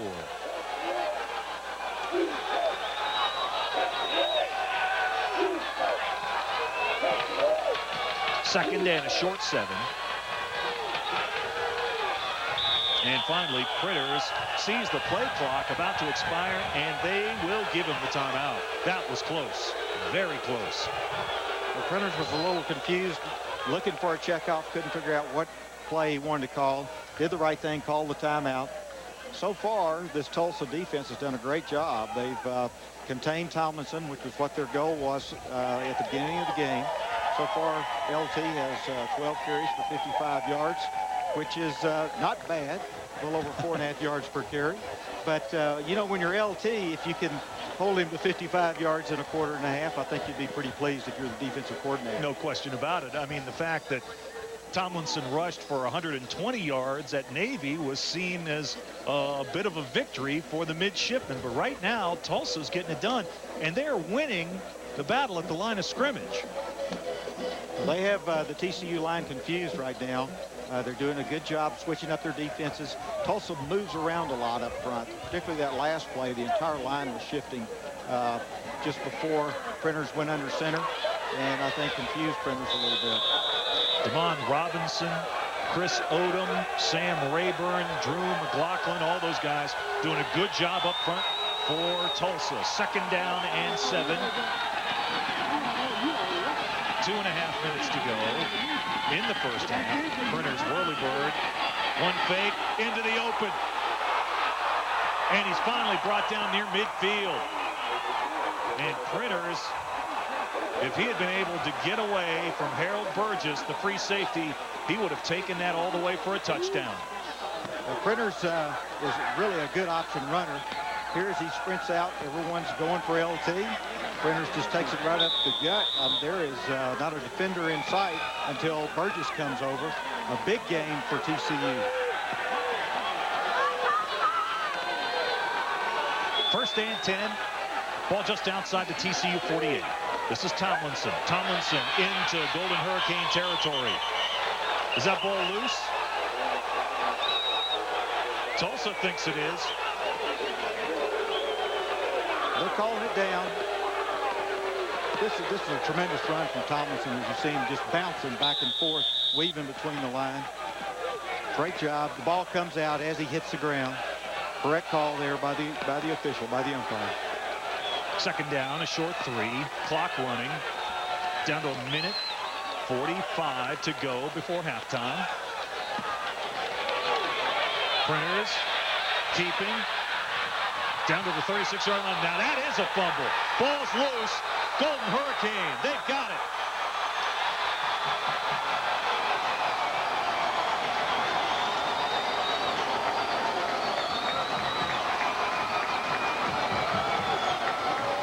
And right now, Chris Odom not looking too good coming off the field.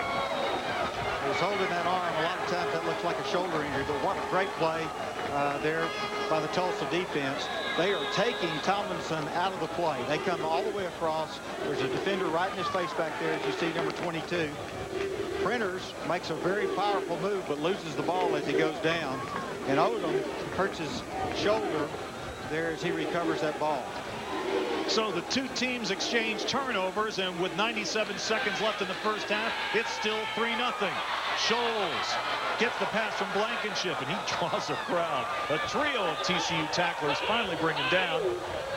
Scholes lost his helmet for a moment, collects it. That was an awful lot of action for a 6-yard gainer. Scholes is water bug, and they're trying to get it to him quick and let him do his thing, which is basically make people miss. Tulsa has 1 timeout remaining. TCU with 2 as we get down to the final minute of the first half. Blankenship, no play action, steps up into the pocket, lets it go, pass is caught. That's the tight end, Roach. Well, there's a bust in the TCU coverage as there was nobody close to Jared Roach there as he caught that over the middle. And Tulsa's quick to the line, and they're going to use the clock and move the ball. Tulsa with just 1 timeout left. They opt not to burn it there. The clock stopped as the chains were moved. It's rolling now. Blankenship back to pass. And that one intended for Scholes, sails out of bounds, incomplete. It's 2nd down and 10. 44 seconds left in the first half. Line of scrimmage is the 36-yard line. Blankenship showing a lot of composure here, Dave. He was the freshman of the year in the WAC last year. He's done a great job. His dad was a quarterback here at Tulsa. His dad coached him in high school. He's well coached. And if you're thinking about a field goal attempt for Tulsa, Chris Ernest has had a great year, 10 of 12 this year with a long at 47 against Oklahoma State. Blankenship across the middle, too tall. Pass incomplete. Trying to get it to his redshirt freshman tight end, Roach, again. He just couldn't pull it in, and he's upset because he had his guy open over the middle. Talking about Scholes, he's had 4 catches for 77 yards today. He is the leading, he's the leading receiver in the WAC, 4th leading receiver in the nation. He's done a great job. Keith Burns brought his team to the stadium ready to play tonight. 3rd down and 10, 40 seconds to go, first half. And as we close in on halftime, it's beginning to rain even harder. On the move for Tulsa, that's Ken Bohannon. And now Tulsa is definitely in field goal range. They've got a first down with 30 seconds to go. You'll look, the right tackle moves out, and I don't think we're going to be able to see it on our screen, but he actually picks Chad Bear there. Great play. Tulsa's moving. Here they come to the line. They're ready to go. At the 23-yard line, and Blankenship spikes the ball. They still hold on to that 1 remaining timeout. But now you're really into serious straits at 27 seconds left to go. If you decide to run the football, you're assuredly going to have to burn that timeout to get your field goal team onto the field. Hey, if you're a TCU fan and you're watching this game in the Dallas-Fort Worth area, call a friend. This is a good game. It's 3-0 TCU. We're closing in on halftime. Blankenship back to pass. Steps up. Tucks it. Heading for the sidelines and does get out of bounds. Blankenship doing a tremendous job moving this team down the field. All the receivers were covered. Dan Schobel was pushing in, almost got to him. He avoided Schobel's rush and had a lot of room to run.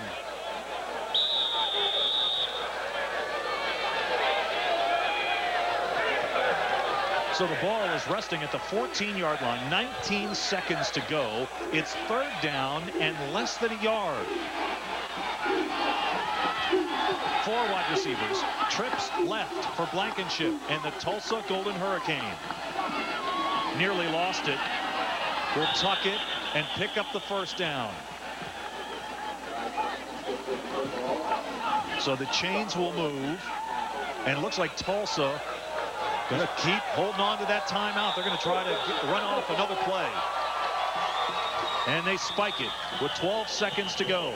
It's second down and 10 at the 13-yard line. Blankenship has done a great job showing a lot of maturity in the way he's handled the clock. You can tell he's well coached. Son of a coach. Son of a coach. His dad's done a great job with him, as well as these Tulsa coaches. He's very composed. The last time that Tulsa had the football, they had TCU backed up to their own goal line. And a big play was made by LeVar Veal.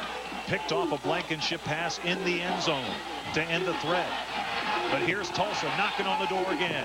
Second down and 10 from the 13. 12 seconds to go in the first half. And now Blankenship, they had done such a beautiful job to protect that timeout. Now they have to burn their third and final timeout. TCU secondary shifted just as he put his hands under center there, confused Blankenship, or else they moved into a situation where he didn't want to throw against that defense. All right. Had to burn that timeout. Harold, put your coach's whistle on here. In this situation, do you go ahead and risk maybe a pass to the end zone, or do you just kick the field goal right here and head back to the locker room all even? Well, they can't afford to complete a pass in the field of play and get tackled. The clock will surely run out. So they've either got to throw it to the end zone or make that kick. To be honest with you, I think they're going for it. I think they're going to take one shot at the end zone. I think Keith Burns feels like that he's got to score a lot of points to beat the Frogs. Although right now it doesn't take that many with TCU only having 3 on the board. But they are going for it. Well, that might be the right call, but I'm not sure if I wouldn't put 3 on the board right here. Because I don't know if this Tulsa team can go back to the locker room after being down deep into the territory 2 consecutive times and come up with no points. But you got to believe this one is going to the end zone for sure. 4 wide receivers. Blankenship sends it into the end zone, incomplete. He had a man wide open in there. He really did. He was exactly wide open, and Blankenship overthrows him, gets a reprieve. TCU gets a reprieve off of that. There's 6 seconds left, and they're going to go for the field goal here. As you see Bo Schobel coming out there with his hands pulled behind him, you could tell that offensive lineman had a hold of him. So the field goal unit is on. And this is Chris Ernest, and he's having a fine year.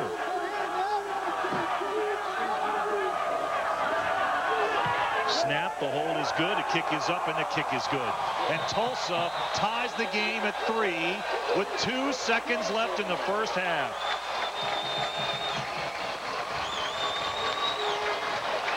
Well, I'm very impressed with the way Tulsa has handled the TCU defense.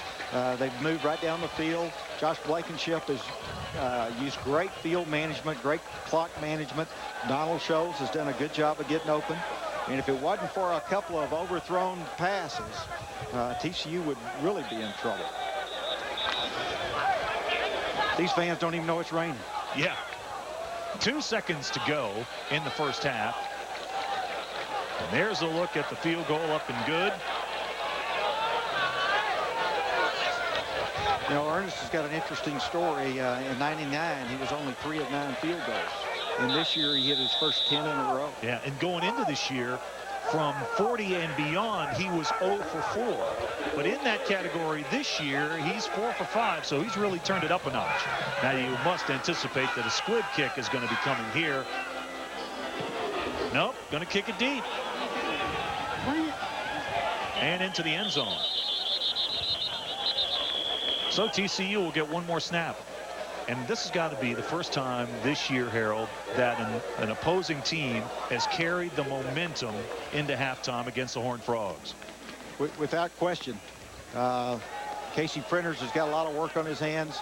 My guess is TCU is going to run the clock out here, go to the locker room, and try to figure out what they need to do for the second half to get this game back in the Frogs' possession. Tulsa, really the only team that TCU's met so far this year that's really been able to match up with them in the trenches. And this is Tomlinson. And LaDainian Tomlinson takes it to the 32-yard line, and the clock has expired in the first half. And the Golden Hurricane of Tulsa head back to their locker room here at home, all fired up. Game tied at 3. TCU with a first quarter field goal. Tulsa with a field goal very late in the second half, or second quarter rather, and we are tied at 3. Ladies and gentlemen, at this time, please direct your attention. TCU coming into this game a heavy favorite, 5-0 overall, 2-0 in the WAC. Down to Hal Jay, who's with the coach of the Horned Frogs. Well, Coach, this is something that TCU had to face this year, this kind of halftime. Where have we gone wrong, and what do you tell the kids at halftime? Well, both defenses have played well. We had some opportunities in the first quarter, and we didn't quite cash in there, and that hurt us a little bit. Our defense has played well. I got to commend their defense, and we look a little out of sync on offense. They're doing a lot of moving around that they've never done before. Weather a factor? Oh, it's got to be a little bit of a factor, but continues to rain this hard. It's going to be a little more. How about an emotional halftime speech, some kind of motivational thing? Well, our guys, hopefully I'll have one of those, but the biggest thing is we're playing hard, and we were ready to play, and we just got to commend Tulsa for the way they play. Good luck to you the second half. Coach Fran, Dennis Franchione of the TCU Horned Frogs, going into halftime, a 3-0 lead. All right, thanks so much. Our halftime activities are next from Tulsa. A bit of a surprise here. TCU, undefeated, ranked 10th, tied with the Golden Hurricane at 3 at the break.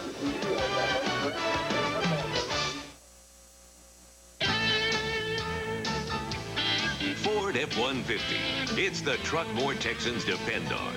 It's also the truck that gives Texans more payload capacity. And now, more value.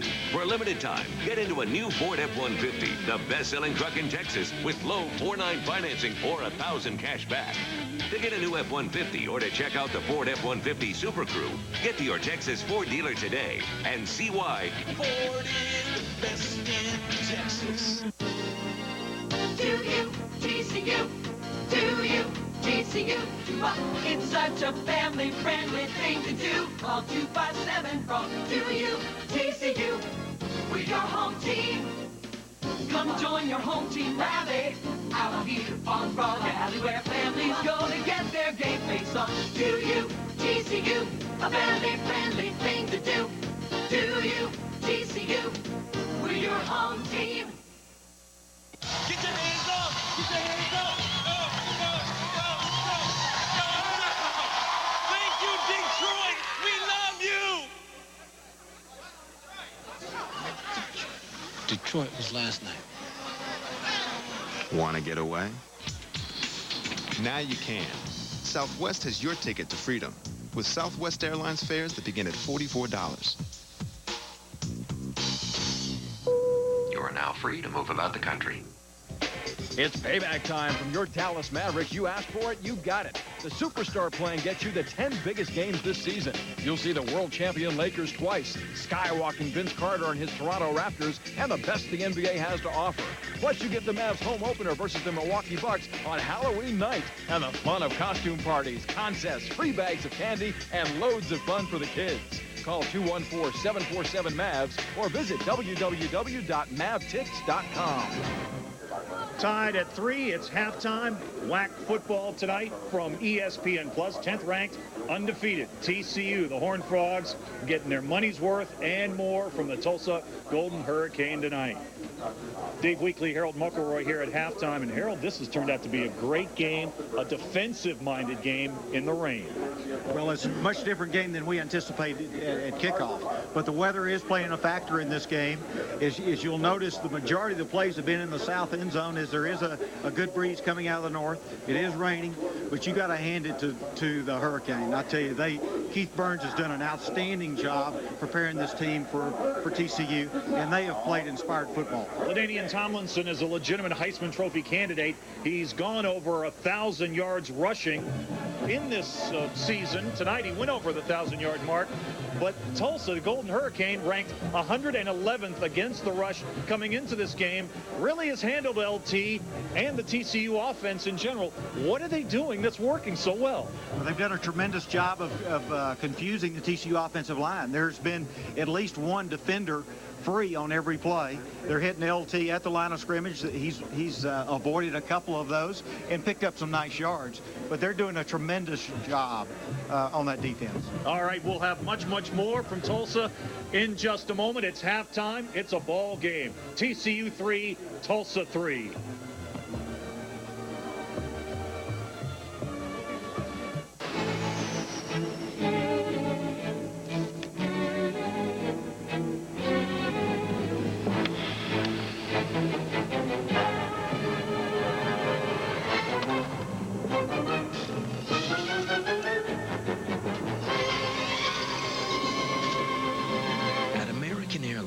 We've removed seats throughout coach to give you a little more room where you need it most. On American, coach has more class. Learning to change the world. Horn Frog. Opportunities. Technology. Business. People are friendly. Education. Student government. Teamwork. Knowledge. Class size. Tradition. Encouragement. Because I like the challenge. E-commerce. Community service. Faculty. Study abroad. Purple. Fort Worth. Leadership. Learning to change the world.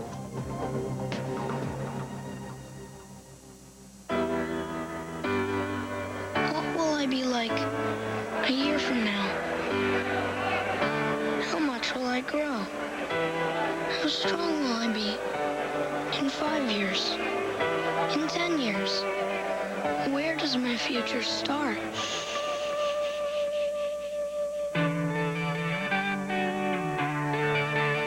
You'd be surprised.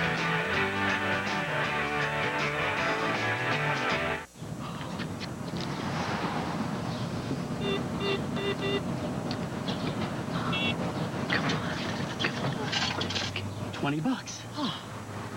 IHOP. IHOP. IHOP. So, where should we spend the rest? Try IHOP's Country Griddle Cakes, served with grilled ham, eggs, and hash browns in the Country Breakfast Platters, starting at just $3.99 weekdays. Anytime's a good time for IHOP. Well, tonight it's wet and wild in Tulsa. WAC football from ESPN+. TCU 5-0, ranked 10th in the latest ESPN USA Today poll, but they are tied at the break with the Tulsa Golden Hurricane. You saw the rain outside. Look what the cat dragged in. Right. Yeah, literally so, I might say, yeah. John Wall's a regular on the national sports scene, ESPN play-by-play announcer. We brought him up here because, well, we anticipated that we wanted to talk to you about, is TCU legit? Do they really have they really earned a berth for the BCS? But I guess my first question to you, John, has got to be, what's going on with Tulsa? They're just playing a great game defensively and offensively tonight. Yeah, very surprised. I've had a chance to watch Tulsa throughout the year. I live here in the area, and defensively they've been coming on. The offense has really been sporadic. They've held the ball well tonight, hit some big plays, as you saw, and really keeping Tomlinson off the field. They've done a pretty good job of that and limited his touches. And defensively, I'm just really impressed with the way Tulsa's restricted him tonight. TCU has a lot of stories on the national stage. LaDainian Tomlinson, best running back in the country, a legitimate Heisman Trophy candidate. What's your impression of LT? Quick feet, you know, and I like the way he's inside, he's outside. If he gets his shoulder square to the line of scrimmage, he's going to get a lot of yards, as we've seen tonight when he gets turned. I think Tulsa's done a nice job of, though, stringing him out from time to time and again, limiting his opportunities to break big plays. I like that quarterback, TCU. He's pretty quick and hard to throw the football for him tonight, though. Yeah, nobody's really throwing the football well tonight, and it just continues to rain, and we're seeing more rain as the game goes on. Yeah, and in the play here, and I think Tulsa goes in the half a lot of confidence, a lot of momentum. And that drive they had at the end of the half, they got some points. Disappointed they got down to the goal line and threw the pick, but they come back, and at the half they go in with a lot of momentum here. And I'm surprised, as you were saying, TCU really hasn't anybody stand up to them at the half so far this season. I'd be curious to see how Dennis Franchione has them respond for the second half. Yeah, he's one of the best coaches in the country. I'm sure his motivational skills are going to go into play here. But John, didn't you know you were going to be on TV with me? I mean, you are a mess, man. Actually, I came with the family tonight. I've got a cousin who lives down in the Dallas area, and he has a daughter at TCU. I said, let's all go to the game. So we got ponchos, we got the umbrellas, we got the trash bags. I took care of everybody but me. And so I was the odd man out. My daughters are dry, my wife is dry, my cousin's dry, but I am soaking wet. So unfortunately, my planning was good for 5 people, not 6. You know, TCU, they're undefeated. They're ranked 10th in the nation this week.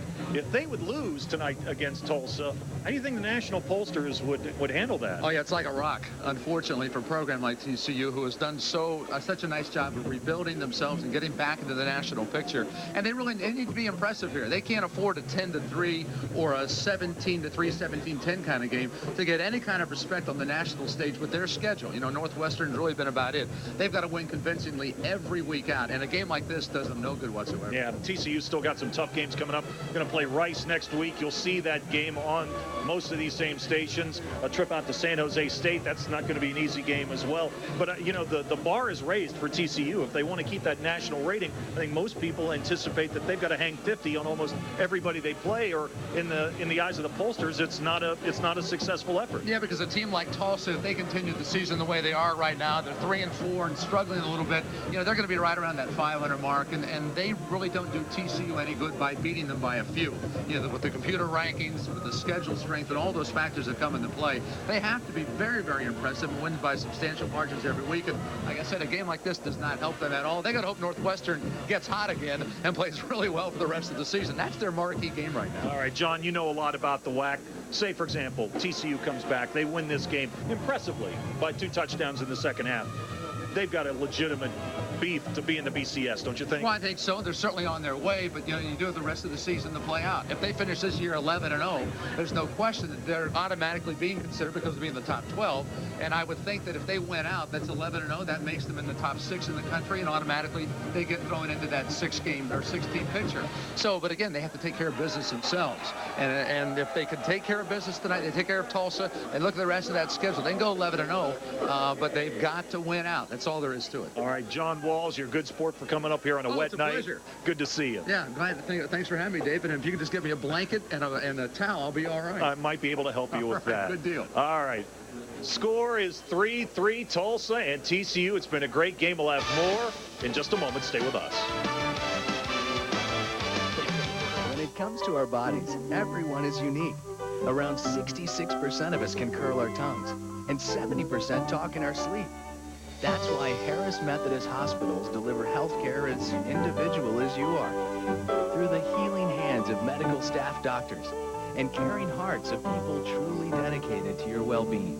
That's what makes Harris Methodist Hospitals, well, unique. Harris Methodist Hospitals, healing hands, caring hearts. Do you, TCU? Do you, TCU? It's such a family-friendly thing to do. Call 257-FROG. Do you, TCU?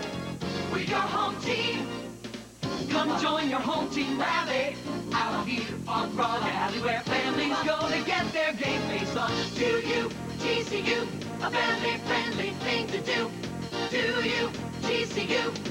We're your home team. When it comes to price, nobody beats iMasters, where you can get a free pair of glasses. That's any pair in the store, free.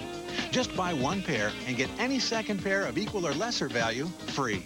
We won't make you choose your free pair from a limited selection. You can choose from thousands of name brands, free. So hurry in to iMasters, now open in the new Stonebriar Center near Foley's. Also at iMasters, get a complete pair of glasses for just $99. It's payback time from your Dallas Mavericks. You asked for it, you got it. The Superstar Plan gets you the 10 biggest games this season. You'll see the world champion Lakers twice, skywalking Vince Carter and his Toronto Raptors, and the best the NBA has to offer.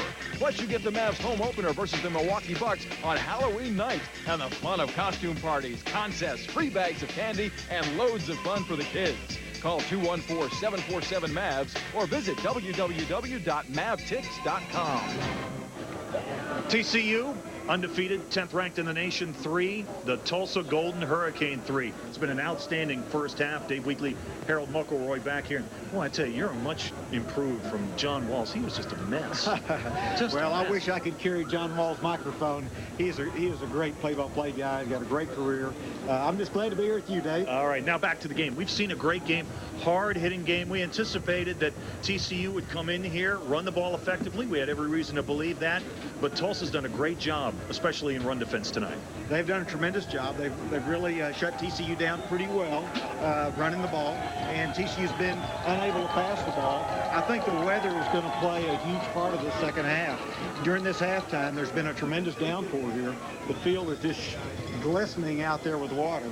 But the the Tulsa defense has done a great job. Keith Burns has got to be very proud. Well, we don't have any touchdowns to show you from the first half, but we do have highlights. Let's go ahead and check them out. And this is the extent of TCU's offense. Chris Kalaki, doink, off the right upright and through a 41-yard field goal, and it was 3-0. And as the game wore on, Tulsa using some imaginative plays. Wall, the backup quarterback, down the field to Scholes, and this was a big play. Put him in the red zone against the Horned Frogs for the first time in the second quarter. Well, you got to use your imagination, and Tulsa's doing a great job with that. And then here you're seeing the interception by LeVar Beal. What a great play LeVar made. Or this could be a 10-3 game. No question. And here we go. Ernest was able to shoot that one through. Ernest goes for the field goal. Sounds like a movie. Knocks it through. 3-3. Now let's go ahead and check our statistical breakdown tonight, and it is sponsored by American Airlines. And you can see the passing yardage on this wet night. Is that right? TCU with only 12 yards total passing. Tulsa is primarily a passing team. They've got 118 passing yards, but look at that. Total yards, the two teams have not combined for 300 yards in the first half. Now, and look at time of possession there. Tulsa's doing a great job keeping the ball away from TCU, which is what Coach Burns wants to do, keep that high-powered offense on the bench. 18 minutes to 11:45. And as the game wore on, especially in the second quarter, this began to really become a game of field position, and it was a game that Tulsa was winning. Without a doubt, that the entire second quarter, TCU was backed up on their end zone, and Tulsa was knocking on the door almost every possession. And the wind has played a big factor in that. That pushes everybody down to the south end zone. Should be a great second half. We're all tied at 3. Time for a break, but when we come back, more on LaDainian Tomlinson. LT's attempt to run to the Heisman. Back to Tulsa in a moment. This Craftmatic Model 2 electrically adjustable bed costs no more than many quality flatbeds. And when you buy selected ones with optional heat and built-in massage, you get this fabulous bonus. A 25-inch color TV absolutely free. Call toll-free to receive complete free information by mail. In a flatbed, you have to use pillows to prop yourself up. But in a Craftmatic bed, you adjust yourself into comfortable positions automatically, so you can watch TV, read, and get a great night's sleep. Raise and support your head, neck, shoulders, back, legs, and feet at the touch of a button. Plus, there's optional heat and built-in massage to soothe you. Call toll-free so we can mail you our adjustable bed catalog and a certificate for a free 25-inch color TV with bed purchase. Call to get our free catalog and color TV certificate by mail now. There is absolutely no obligation. Call toll-free 1-800-852-9600. That's 1-800-852-9600 toll-free. 1-800-852-9600. Are you ready to take your career to the next level? SMU can help. We can teach you the latest technologies in e-commerce, Microsoft, Novell, Oracle, Unix, and Cisco, and programming languages like C, C++, Java, and Visual Basic. It's not going to be easy, but for those who put in the effort, these courses can change lives. New skills, new technologies, SMU's got it. Are you ready?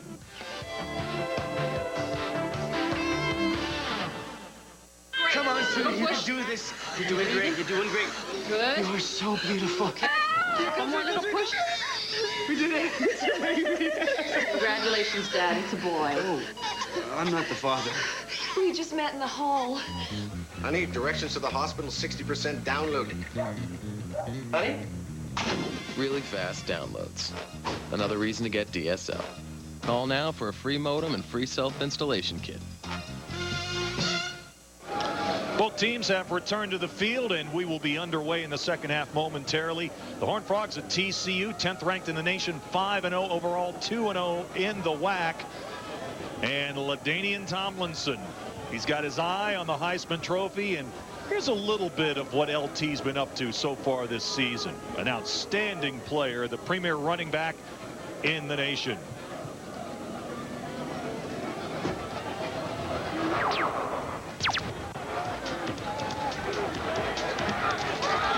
LaDainian Tomlinson is the reigning college football rushing champion, and right now he leads the nation in rushing, averaging about 195 yards a game. He's good for 2 touchdowns a game for the Horned Frogs. And while the majority of the other Heisman candidates are quarterbacks, there's no question that Tomlinson is the premier running back in America this year. Now let's go ahead and take a look at some other scores from around the WAC, and they are brought to you by Miller Lite. Well, Rice, who will be hosting TCU, or rather visiting TCU next week, they get a big win this afternoon over the Rainbows of Hawaii, 38-13. San Jose State leading in Reno over Nevada, 35-23. They're in the 4th. San Jose State trying to become bowl eligible. They got 4 wins going into the game tonight. And Fresno State and UTEP, there's an overflow crowd in El Paso. They're looking for a sold-out crowd of 52,000 for this game tonight. One of the big games of the year in the WAC, Fresno State and UTEP. That's a 7:05 start Mountain Time. Coach Dennis Francione, and the purple-clad Horned Frogs of TCU have returned to the field. They will get the football first to begin the second half. And Harold McElroy, let me ask you, do you think he broke out the fire and brimstone speech here at halftime, or is that his style? That's not Fran's style, so I doubt there was a lot of yelling and screaming, but I guarantee you he got their attention.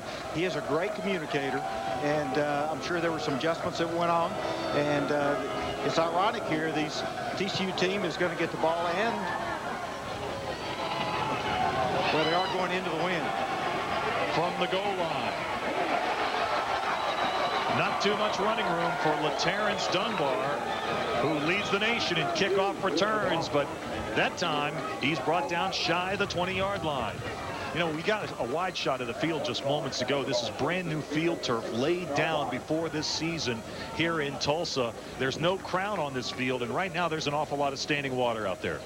Well, there really is. The field so far has not been a factor too much in the first half, but it very well could be in the second half. There's a lot of standing water out there. It's a great turf, though. I really enjoyed walking out there on it. It's got a soft feel to it, much different than AstroTurf. Big challenge in the second half for the TCU offensive line. Frankly, in the first half, Tulsa's D-line brought it to them. We'll see how they respond to the challenge.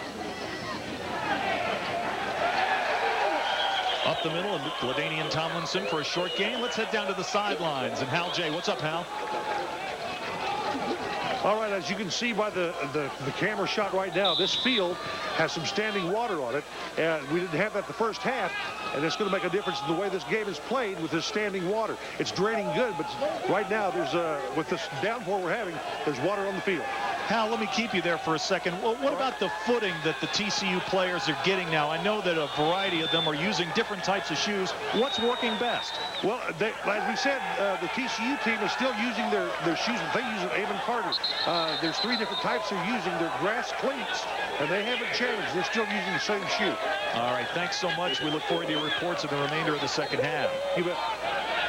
Printers makes a nice pass over on the sideline there to Maiden. He picks up about 9 yards, and it's going to be 3rd and 1 for TCU. First time tonight we called Tim Maiden's name, stepping up and making a play. 3rd down and a yard. And you know, Harold, as the sun has gone down here in Tulsa, we were looking for temperatures in the low 60s, a little bit colder than that. From the eye, long count. This is Tomlinson, and they get great penetration. Justin Dixon from his defensive end position shot through there and brought down LT. And TCU 3 and out on their first possession of the third quarter. Well, Tulsa's playing inspired defense, and they come in and just swarm LT. There's 3 defenders there. Shut him down for no gain. And this was a key series for Tulsa, Dave. They needed to come out and show TCU that they were still in this game, and they're going to keep playing. TCU's got to punt into the wind. Very key play, key series for Tulsa. Biasotti is on to punt the football, and the dangerous Donald Scholes is set to receive it. And he may get a chance to return one here. Nope, going to get away from it. And the ball finally rests at the 35-yard line. So Tulsa kicked a late field goal in the second quarter to tie the game. Now they've got the ball and a chance to take the lead. Back to Tulsa. We're tied at 3 in the third. I've seen a lot of Texas out on the open road. From up in Amarillo down to San Antonio. Nothing makes the miles between the Panhandle and the Hill Country fly by like this, the Ford Mustang. And right now, you can hit the open road in one with 1,000 cash back. Stop by your Texas Ford dealer today and test drive the car that proves without a doubt. Ford is the best in Texas. Do you, TCU, do you, TCU, it's such a family-friendly thing to do. Call 257 from Do You, TCU. We're your home team. Come join your home team rally out here on Frog Alley, where families go to get their game face on. Do You, TCU, a family-friendly thing to do. Do You, TCU, we're your home team. Are you looking to take your career to the next level? We have continuing education computer training classes that'll take you there. Let's go! Tell me, can you feel it? Tell me, can you feel it? Tell me, can you feel it? Let's give away lots of money. Raise the road.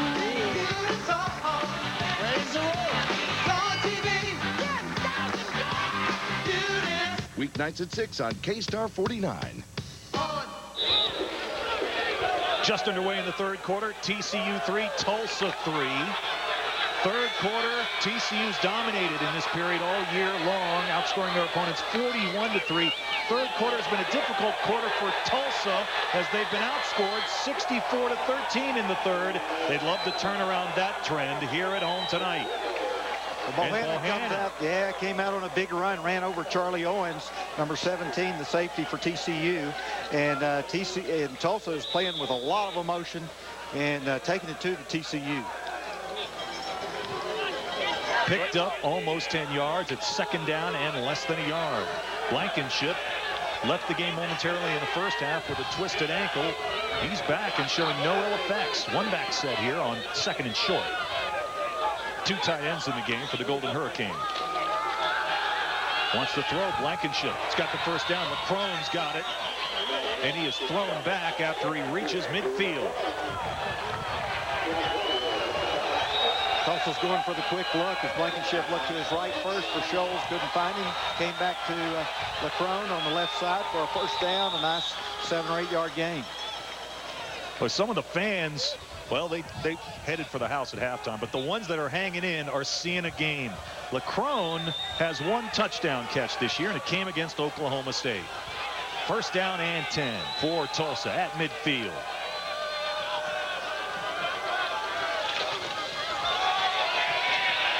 And that time, Ken Bohannon just couldn't find any running room. That TCU defense stood up. McCarty came firing out of the pile. He was involved in that play. There was nothing there that time. He missed the hole as he ran a little bit outside. As you see him run to the right here, there is a hole there to the left. He goes to the right. McCarty does a great job, along with Russell Gary, and the entire TCU defense comes in there.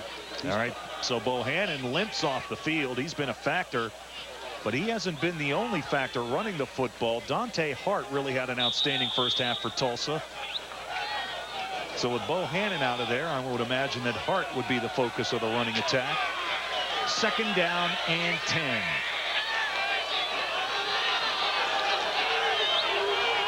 Blankenship, the pass. Steps up. Avoids one tackler. Lets it go deep. Pass is incomplete. There were two receivers there. Scholes and Leckrone were near the football, and the Horned Frogs had a pair of defensive backs in the vicinity as well. The Tulsa offensive line did a great job on that play. TCU came with a blitz. It's a max blitz. There was 11 guys, 10 guys coming in there. Watch the hit here as Blankenship takes it. Oh, man. Shannon Brazil. But he does a great job avoiding the rush, and this was almost complete. That was a wild play. Worthen in Brazil sandwiched Blankenship, but he gets back up. 3rd and 10. Slip out to Hart. And he is brought down in TCU territory, but well short of the first down. Yeah, Kenneth Hilliard comes up and makes a nice play there. Dante Hart's the lightning of this group, with Bohannon being the thunder. And TCU caught lightning on jar that time, as Tulsa's going to have to punt. Lipscomb, despite his injuries, suffering from a hamstring pull, very effective in the first half. Set to kick it away. He'll be angling this one for the Coffin corner, I would imagine. Nope, shoots it straight up. And TCU should get good field position on this. Goes out of bounds. Still walking at the 28-yard line. This was not a good punt. Lipscomb was trying to shoot for the crossing corner over here and didn't get it. Here's the top 10, the latest ESPN USA Today top 10. And you can see here the 5 undefeated teams. Nebraska, Virginia Tech, Clemson, and Oklahoma all undefeated. Miami, Florida State, Florida, K-State, and Washington with 1 loss. Then was TCU at 5-0. In the second 10, lots of big power teams there, most of them with only 1 loss. 1st and 10 at the 28-yard line for the Horned Frogs. Handoff, Tomlinson. And he's got nowhere to go. Jeff Hewitt. Tulsa continues to put the pressure on TCU. They're coming with 8 and 9 guys up front. And they're doing a good job of whipping the offensive line for TCU. Playing inspired football. TCU's going to have to mix it up a little bit. They've taken the option pitch to the outside away and forced Printers to run the ball.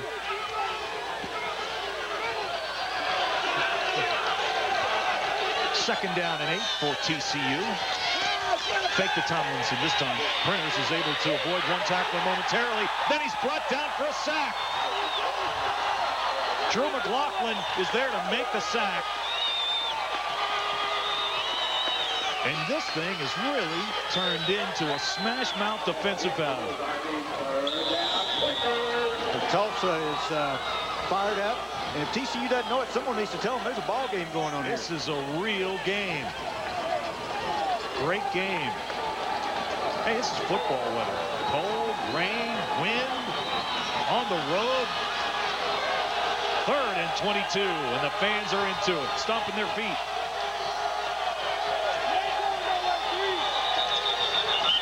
And looks like it's going to be a procedure call against TCU. 5 yards. Remain 3rd down. It's going to be 3rd down and 27. Tonight's attendance here in Tulsa, 20,034. 20,034. Hey, we talked earlier about field position in the first half. First quarter, TCU had great field position. In the second quarter, Tulsa had the field position.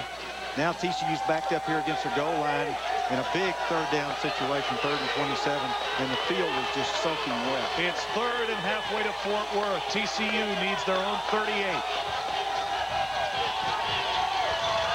Printers going to keep it all the way up the sidelines. Good gainer, but Farley knocked him out of bounds, well short of the first down, and the Horned Frogs are going to have to punt.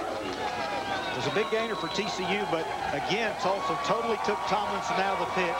The 4th man was up immediately on Tomlinson. Tulsa has made the decision they're going to make Casey Printers running beat him. They're not going to let Tomlinson do the job. And maybe on a night when you can't really get a good grip on the football, that might be a pretty good decision.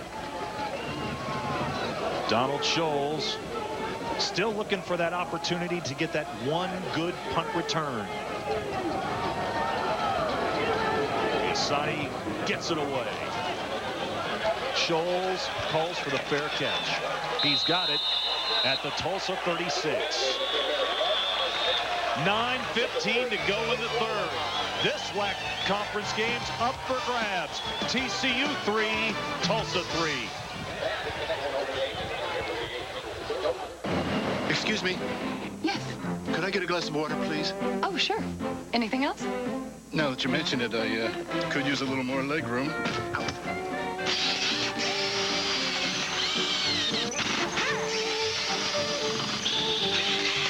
At American Airlines, we're removing coach seats from every plane. How's that? To give you what you really want. More room. Good. On American, coach has more class. Excuse me. When it comes to our bodies, everyone is unique. Around 66% of us can curl our tongues, and 70% talk in our sleep. That's why Harris Methodist Hospitals deliver health care as individual as you are. Through the healing hands of medical staff doctors and caring hearts of people truly dedicated to your well-being.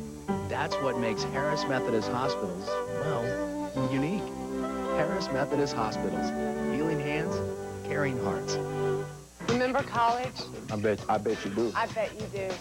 Remember the highs, the lows, The pressure. the parties? Are you kidding me? You're gonna risk your hard-earned cash Take food off your table. Off your table? betting on 18-year-old kids? kids. You might as well.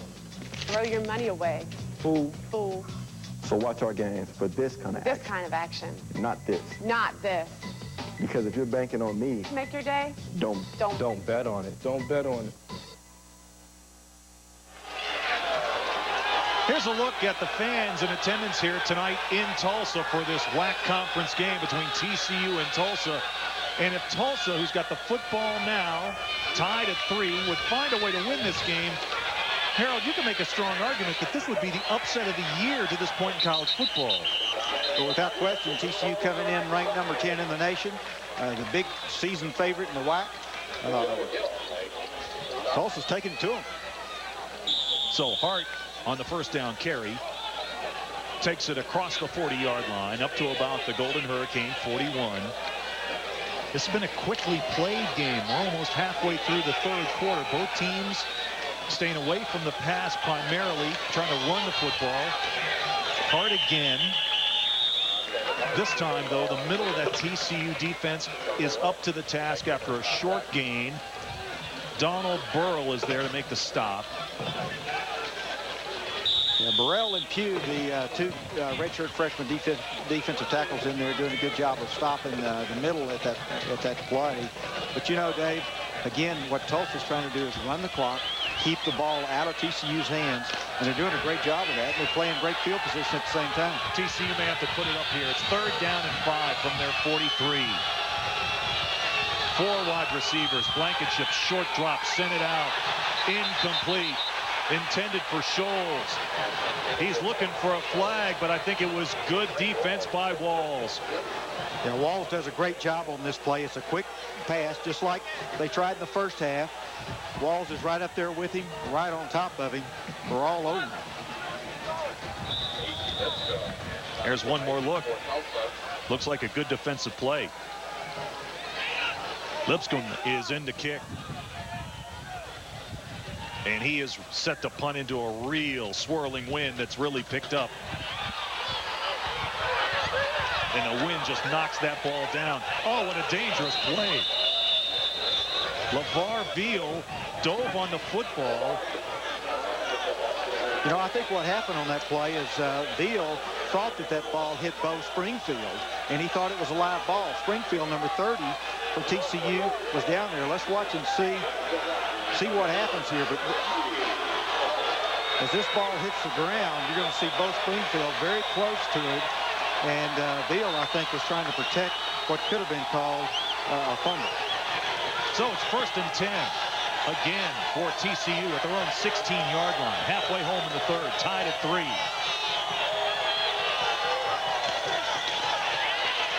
Printers had to keep it. The Tulsa defense was ready for the pitch to LT, and Printers had to cut it up the field, and he did so for a minimal gain. Picked up about 2.5 yards. It's going to be 2nd down and 7. Again, Tulsa took the pitch out of TCU's option as they went directly to Tomlinson. But they also did a tremendous job there on cutting Printers down for a minimal gain. Keith Burns, head coach at Tulsa, compared LaDainian Tomlinson to Sean Alexander, the outstanding former tailback of the Alabama Crimson Tide, who's now with the Seattle Seahawks. This is Printers. He's got the first down, and he's pushed out of bounds by Farley, the leading tackler of the Golden Hurricane. And that is the first down of the second half for TCU. Printers does a nice job on the option. Again, they're going to make Printers beat him running the ball, and he's doing a good job of it. Actually, he's having probably his best rushing game of the season. You know, Harold, when you got a weapon like LaDainian Tomlinson, you just get a sense, Printers having a good night rushing the ball, you just get a sense that eventually Tomlinson is going to break one. Tomlinson spins his way across the 30, up near the 32. And so now TCU is trying to reestablish the running game a bit here. So the clock continues to turn there as we're more than halfway through this third quarter. And LT's gotten some yards, but no big yards. They've done a good job of keeping the big play from happening. Tomlinson with about 60 yards rushing in the first half. 2nd down and 5. Printers gets a good block on the corner, trying to turn it out, and he goes out of bounds at the 40. Steps out. It's going to be 3rd down and 3.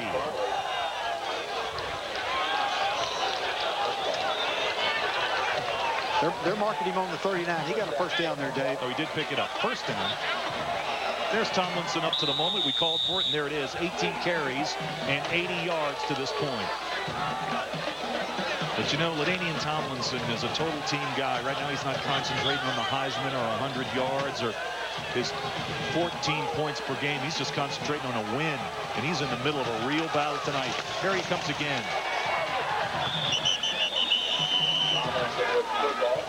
Statistically, throughout the season, Tomlinson has had his best rushing performance on his 21st to 30th carry of the game. And we're nearing that right now as TCU is driving the ball up the middle, pick up of about 3 on that run.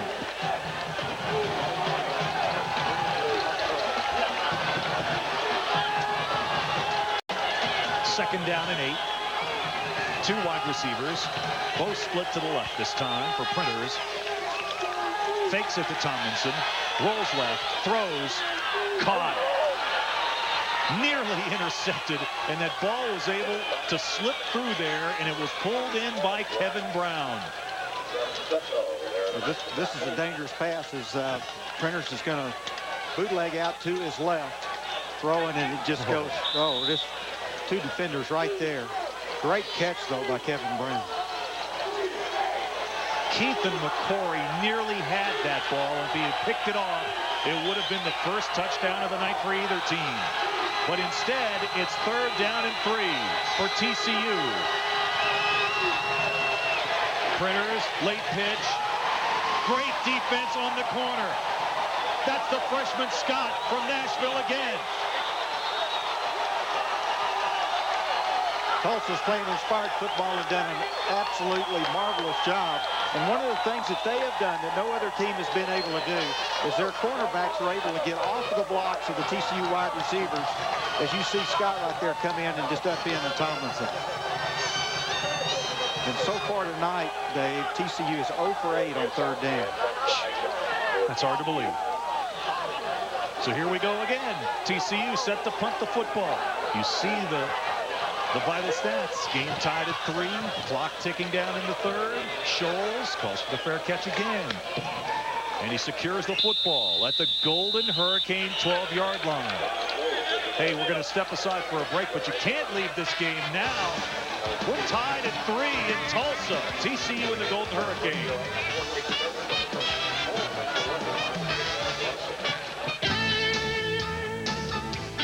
Ford Ford F-150. It's the truck more Texans depend on. It's also the truck that gives Texans more payload capacity. And now, more value. For a limited time, get into a new Ford F-150, the best-selling truck in Texas, with low 4.9 financing or $1,000 cash back. To get a new F-150 or to check out the Ford F-150 Super Crew, get to your Texas Ford dealer today and see why Ford is the best in Texas. Williams is teaming up with the Western Athletic Conference to bring you the 2001 Williams WAC basketball tournament. All 9 WAC schools will bring their men's and women's teams to Tulsa March 6th through the 10th for 16 exciting games in 5 action-packed days. WAC basketball teams are some of the nation's best, so don't miss your chance to see them all at the 2001 Williams WAC basketball tournament. Call your school's athletic ticket office for tickets. It's the biggest release of the year, and it's coming for you. Your heart will beat uncontrollably. The anticipation may drive you mad. So grab for your knife and cut into one of IHOP's mouth-watering sandwiches, like the Philly cheesesteak or the delicious double BLT. Incredible sandwiches at IHOP. Go anywhere else, and you will pay. Another Anytime's a Good Time for IHOP release. Welcome back to Tulsa. Golden Hurricane, TCU tied at 3. Just over 4 minutes to go in the third. Tulsa's got the football at their own 12-yard line. Who would have believed that we'd still be looking for our first touchdown? Blankenship puts it up. Is there a flag down? No, apparently not. Lots of bumping going on back there as Blankenship tried to get it to his main target, Scholes, and it falls incomplete. You know, one thing that Tulsa is really fighting from tonight, they don't have their other big receiver, Corey Brown. He's missing his 3rd consecutive game with a high ankle sprain. How about the time of possession? Yeah, you would anticipate that the Horned Frogs would be dominating this category, and just not the case tonight. After the incomplete pass on first down, the Golden Hurricane, they go back to the running game with King Bohannon on 2nd down. Gets a good surge initially. Takes it up to the 15-yard line, but here we go again, looking for another 3rd and long conversion. It's going to be 3rd and 7. Shannon Brazil makes a great stop on that play. He is the leading tackler for TCU. Filled the hole, stopped him for about a 2 or 3 yard gain. And as you mentioned, Dave, a big 3rd down for Tulsa as TCU has taken over the field position right now. This is a big play for TCU. If they can hold here, they should have good field position as we reach the later stages of the 3rd quarter. Blankenship changing the play at the line once again. Has 2 wide receivers to the right. 3-step drop, and he throws to the right. And the pass is intercepted. 2nd interception of the night. And TCU's taking field position now at the 47-yard line. All right, so the Horned Frogs have it, and they have it on the Tulsa side of the 50. 3:18 to go in the 3rd as they begin this drive.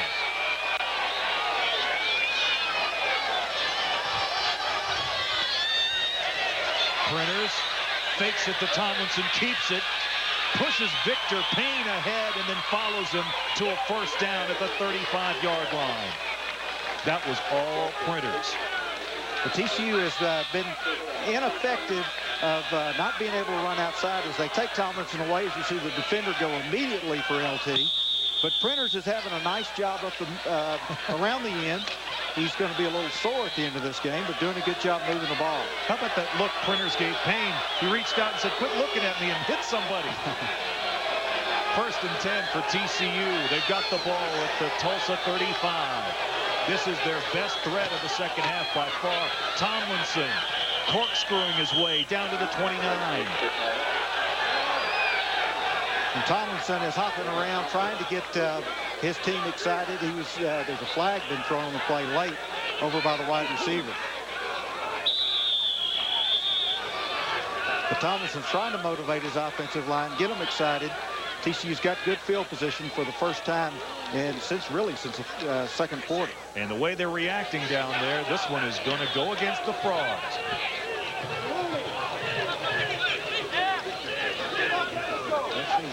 Dead ball, personal foul in the defense. Dead ball, personal foul in the offense. Those penalties cancel. 2nd down. Okay. Well, that was obviously something that happened away from the play. Well, the wide receiver, Cedric James, and the cornerback were out there doing a little rooster fighting at the end of the play. And the official wisely throws a flag to warn them of it, but it doesn't hurt either team. 2nd down and 5 for TCU. Printers on the play action. Throws over the middle. Pass is caught. Lost for a moment and then caught and pulled in by B.J. Roberts, the tight end. Great catch there by B.J. Fake up the middle. Printers comes with a quick drop and pass, and B.J. Roberts is wide open in the middle of the field. Makes a good catch, drops it there as he hits the ground, but is able to recover it. And TCU is knocking on the door. TCU now in the red zone inside the 20. And on their 20 previous trips in the red zone this year, they've scored 15 touchdowns and had 5 field goals. Inside the red zone, they have not failed to score this year. Printers out of bounds. And looked like a flag flew in behind him. And in that area, you got to believe it's going to be holding. The flag was thrown back inside of where Printers was running. And more than likely, we're going to see a holding call here.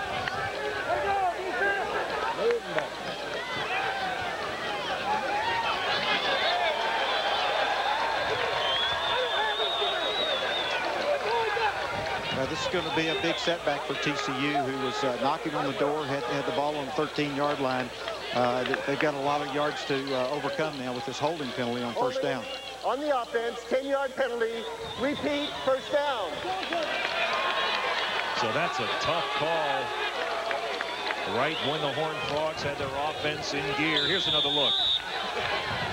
Watch the way the defensive end or the outside linebacker there just totally takes Tomlinson out of the play. They're going to make Printers run the ball and not let Tomlinson have it. Printers back to pass. Protection's good. Guns the ball. Caught. Pass is caught by Madsen. Touchdown. Touchdown TCU. 21-yard touchdown. Printers to Tim Maiden.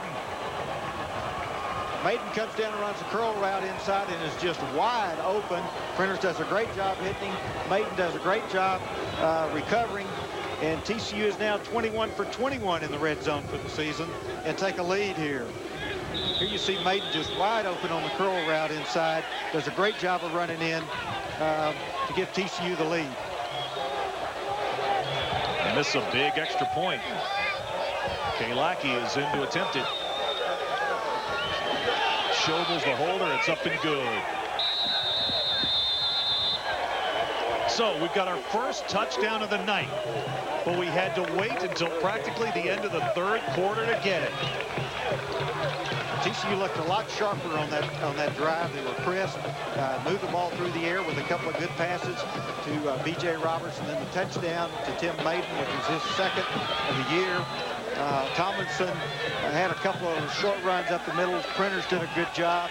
It looks like maybe they've got their offense figured out a little bit and take the lead for the 2nd time tonight. And as you mentioned, Dave, who would have ever thought we'd have been at the end of the 3rd quarter before the first touchdown was scored? Dennis Franchione, Coach Fran, getting all fired up on the sidelines. Here's another look at the TD. Great strike there by Printers. Great run by Maiden. And Printers looks like he's getting a little more comfortable throwing the ball. And I think the reins let up a little bit. You know, I think you're right. And Printers now, that was his 8th touchdown pass of the year.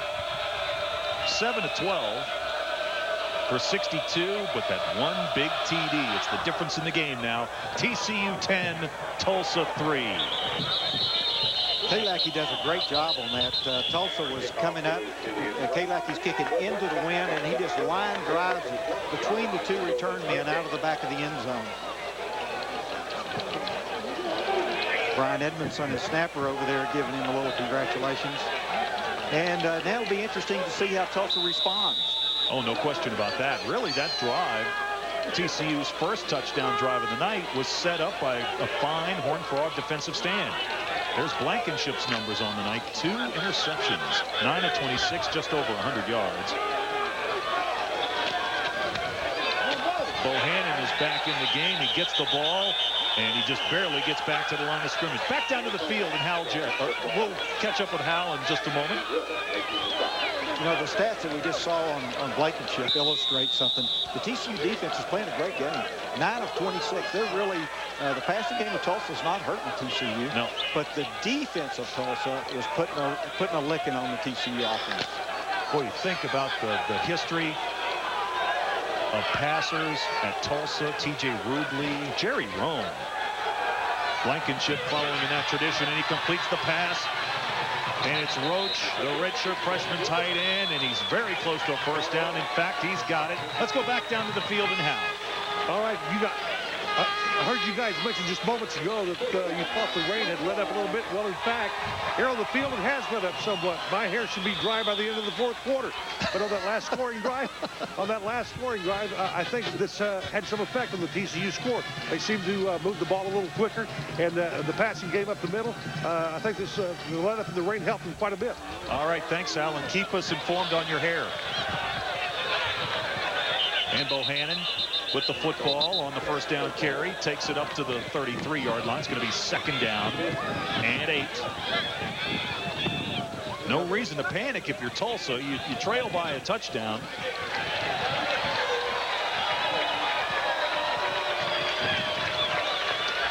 Still plenty of exciting football coming up this year for TCU. Next week, TCU hosts Rice.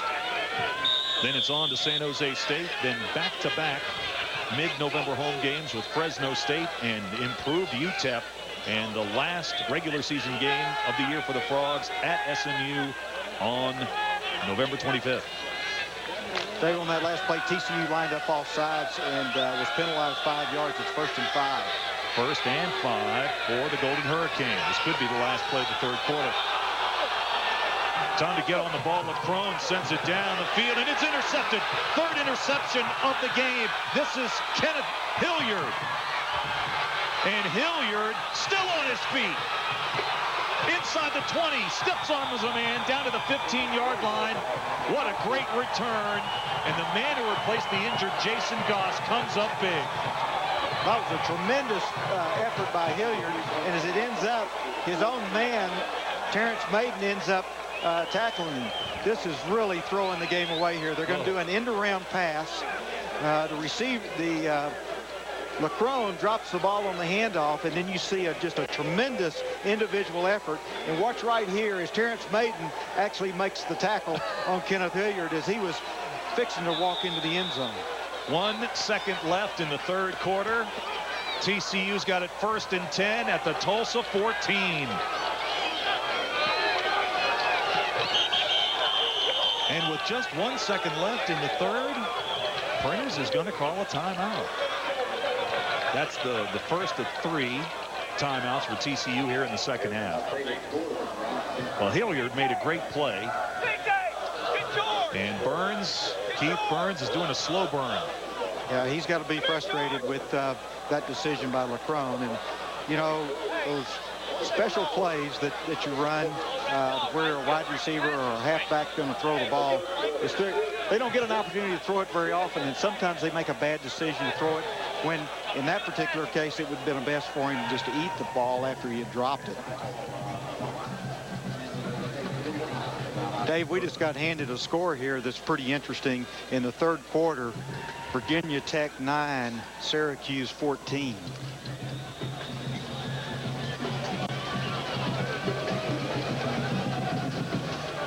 Syracuse really has the Hokies number inside the Carrier Dome. And if you remember the last time they went in there, Syracuse scored on the last play of the game to win. That game could have a big effect on the BCS hopes of TCU, but right now TCU's got their hands full with Tulsa. After the timeout, Printers, the keeper, inside the 10, down inside the 5, dives near the 2-yard line. He was down. The ball touched the turf. It was down, and we've come to the end of the third quarter. A wild and wet one here in Tulsa. Dave, TCU's starting to show a little bit of the killer instinct. Again, they take Printers out of they take Tomlinson out of the play. Printers, as he stretches, when the ball hits the ground, it pops out. The ground cannot cause a fumble. Therefore, the ball is down. We've got 3 quarters in the books, and we're heading to the 4th. TCU leads Tulsa 10-3.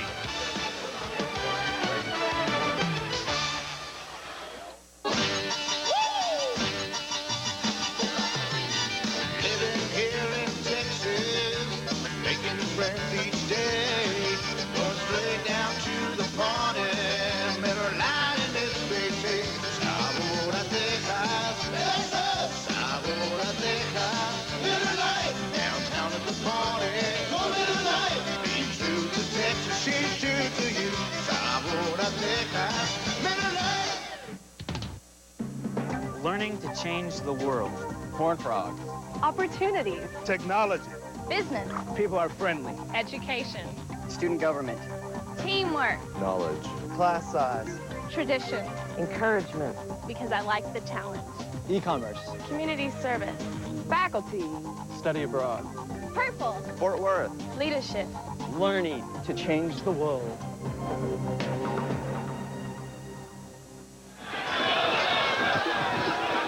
Casey Printers, the outstanding quarterback for TCU, having quite a night. 130 total yards. He's rushed for 68. He's passed for 62, including a touchdown pass of 21 yards to Tim Maiden near the end of the 3rd quarter. And right now, TCU banging on the door, trying to put some much-needed breathing room between themselves and Tulsa as we begin the 4th quarter. 1st and goal at the 1. Tomlinson, touchdown TCU. LaDainian Tomlinson. That is his 13th rushing touchdown of the year. TCU capitalizes on what was really a bad decision by the wide receiver at Tulsa, LeCron, on attempting to make that pass. And then you saw the great return from Kenneth Hilliard. TCU, I think, is starting to smell a little blood, came in and knocked it in the end zone. And for TCU's hopes, as far as their national ranking goes, if we're wanting to talk about that right now, they really need to put a lot more points on the board in the 4th quarter. Tomlinson, 22 carries, 85 yards, and 1 rushing touchdown. Kay Lackey tacks on the extra point.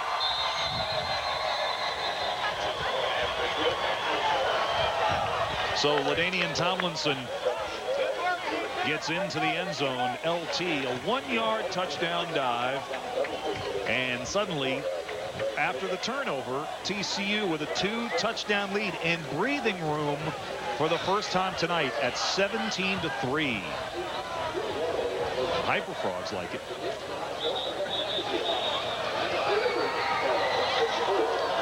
Here's another look at that score. LT made it look easy. Follows Big George Lane right up the middle, who cleared out the linebacker. That Tulsa defense was closing as they had about 9 men in the box, but when you only need 2 yards, the line picked it up for him. And not what you would call an extensive scoring drive. 2 plays, 14 yards, covered 3 seconds.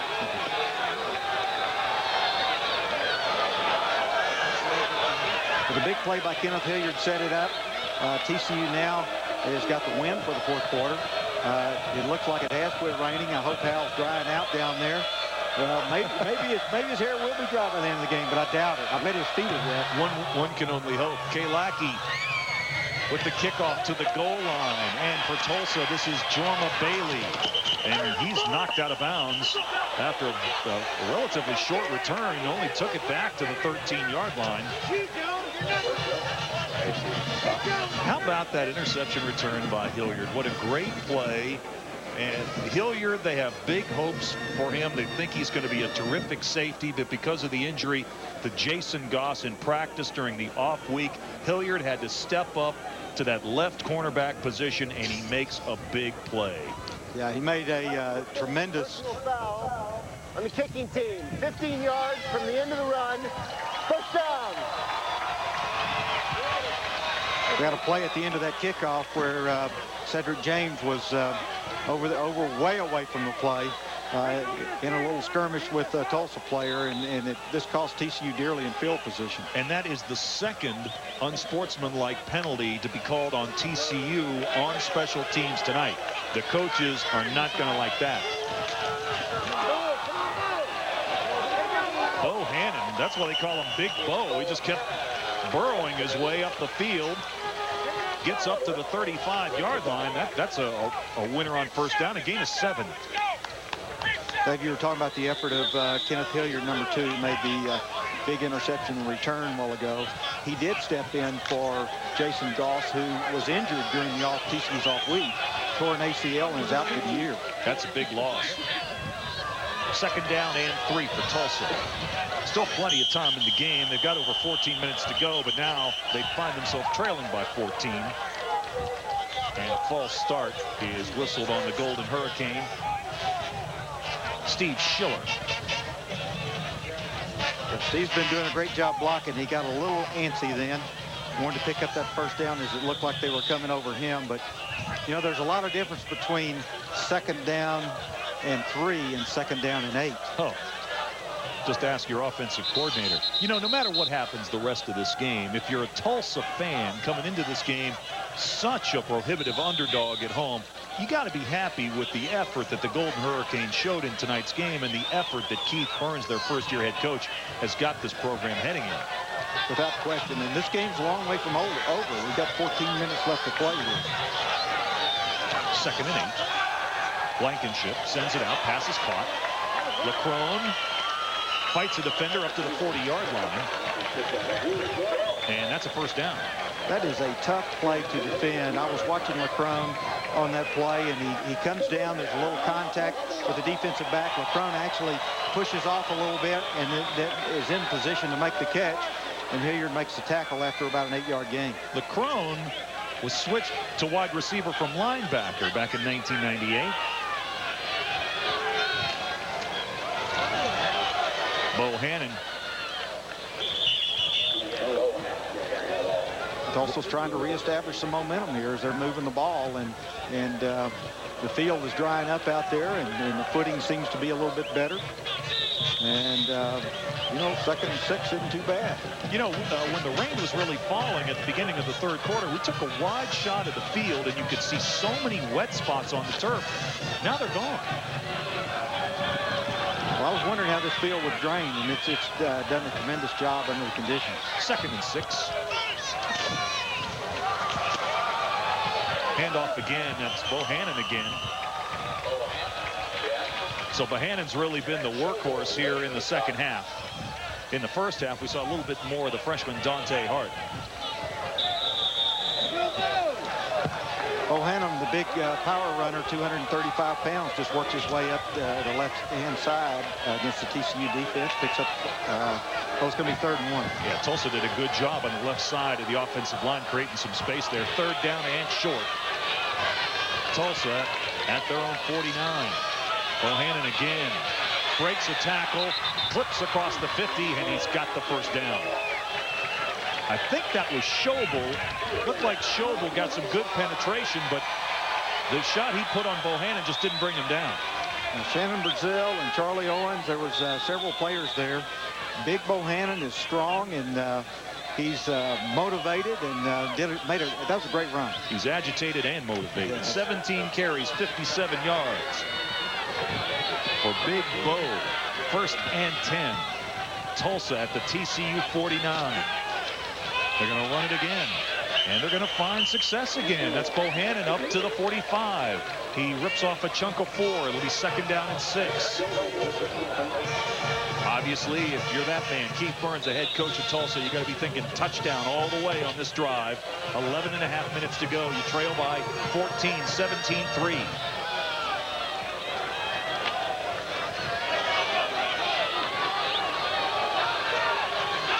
Aaron Schobel back to business.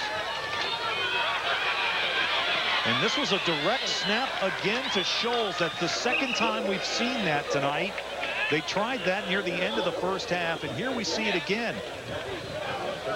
Well, you're trying to get the ball into your stallion that can take it all the way. He does line up right behind quarterback, almost loses the ball there. And Curtis Fuller does a nice job along with Aaron Schobel to stop him short. Look at Schobel come from all the way across the field to run this guy down. Yeah, Schobel's been battling a hip problem ever since the opener at Nevada, and he's really kicking it around out there tonight.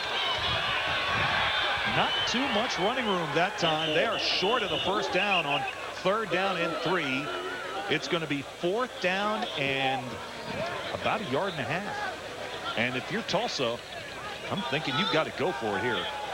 Yeah, I think they'll go for it down 14 points, and we're in the 4th quarter. They got some momentum going. Really not too bad a field position. The interior part of the defensive line did a great job there, but this may be the biggest play of the game for Tulsa. 4th down, 10 minutes to go in the game.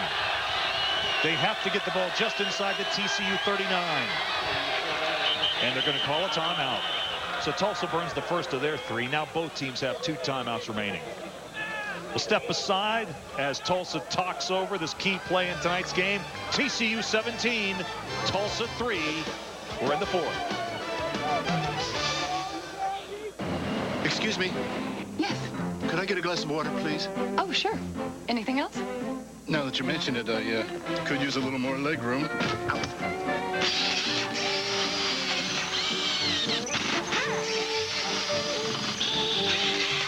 At American Airlines, we're removing coach seats from every plane. How's that? To give you what you really want. More room. Good. On American, coach has more class. Excuse me. Do you, TCU? Do you, TCU? It's such a family-friendly thing to do. Call 257-FROG. Do you, TCU? We're your home team. Come join your home team rally out here on Frog Alley, where families go to get their game face on. Do you, TCU? A family-friendly thing to do. Do you, TCU? We're your home team. It's payback time from your Dallas Mavericks. You asked for it, you got it. The Superstar Plan gets you the 10 biggest games this season. You'll see the world champion Lakers twice, skywalking Vince Carter and his Toronto Raptors, and the best the NBA has to offer. Plus, you get the Mavs home opener versus the Milwaukee Bucks on Halloween night, and the fun of costume parties, contests, free bags of candy, and loads of fun for the kids. Call 214-747-MAVS or visit www.mavtix.com. The head football coach at Tulsa, Keith Burns. His team facing a critical call in this game. It's 4th down and 2. Golden Hurricane trailing TCU by 14 points.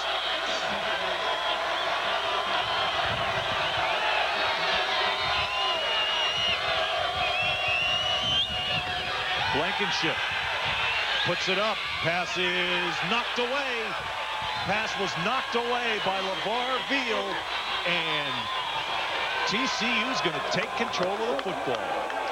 TCU defense did a great job on that play, anticipating what you thought would be a run here.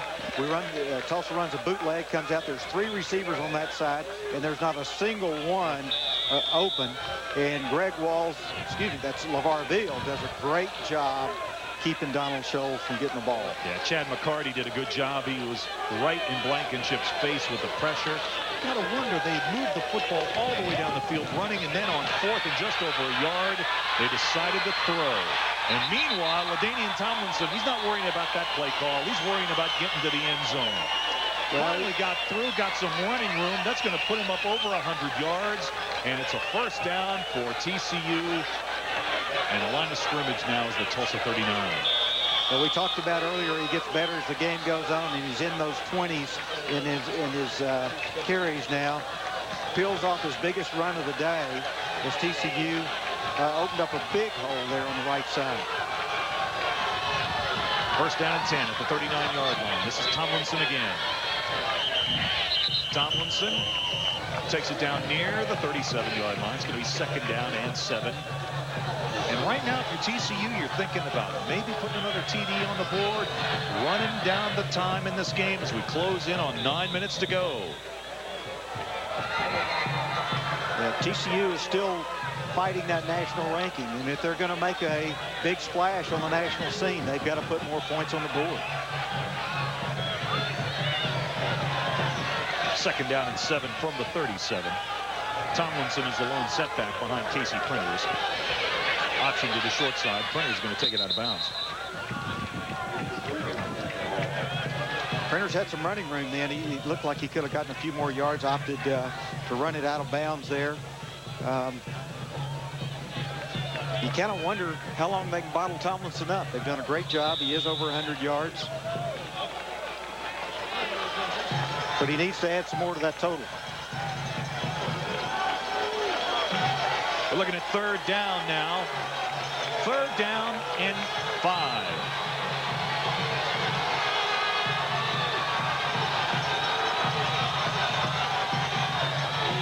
Fake to Tomlinson. Printers steps up in the pocket and is brought down. I think he's going to be a yard shy of the 1st down at the 30. He needed to get to the 29.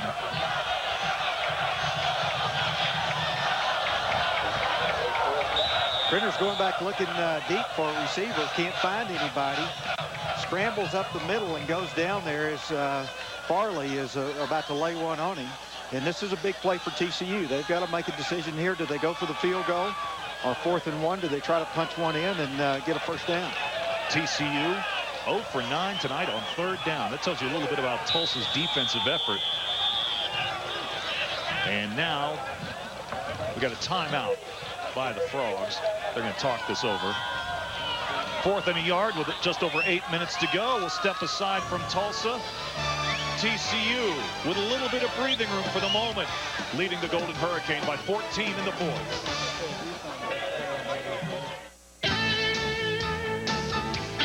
Ford F-150. It's the truck more Texans depend on. It's also the truck that gives Texans more payload capacity and now more value. For a limited time, get into a new Ford F-150, the best-selling truck in Texas with low 4.9 financing or $1,000 cash back. To get a new F-150 or to check out the Ford F-150 Super Crew, get to your Texas Ford dealer today and see why Ford is the best in Texas.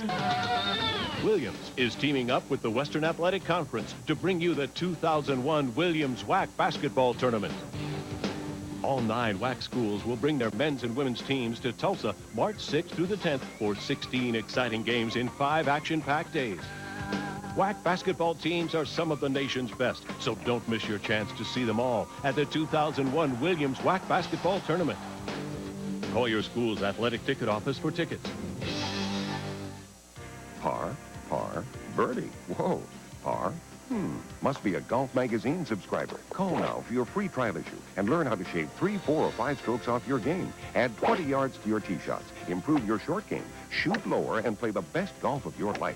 Call now for your free trial issue of Golf Magazine. If you like it, get 11 more issues, 12 in all for just $19.97. Plus, get this terrific Golf Magazine gear bag free with your paid subscription. Call 1-800-848-9339 now. Dennis Franchione and the brain trust of the Horned Frogs all on the same page for this big 4th down play. 4th and 1. TCU's got the football at the Tulsa 30. Right now, the play clock is finally ticking, but they've had some problems with it functioning. They have it going now. First 4th down attempt of the night for TCU. Full house backfield this time. Here comes Tomlinson. Oh, I don't know if he's got it or not. This is going to be real close. Very, very close. Boy, they loaded up with a full house backfield, and he went blasting off the left side, but Tulsa really stood tall in there defensively. It's going to be close. I think we're going to have to pull out the chain gang for the first time tonight. Here it is right up the middle, and Tomlinson's hitting the backfield.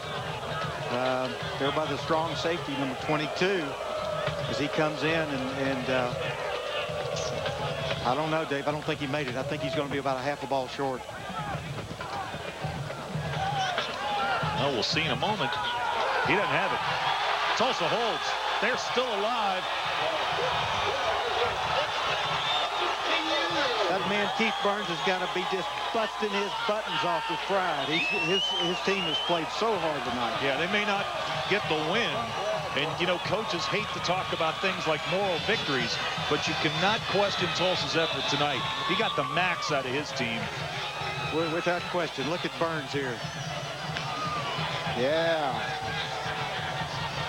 He's done a great job. 1st and 10. from the 30. Blankenship caught from behind. That was a corner blitz, and it was Charlie Owens. Owens comes off the backside, and Blankenship never saw him. TCU was up in a man-to-man situation in the press.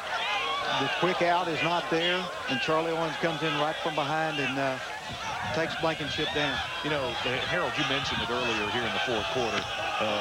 We've been praising Tulsa, and they have played well, but there's an awful lot of positives about the defensive effort of TCU tonight. To this point, they've held the Golden Hurricane without a touchdown.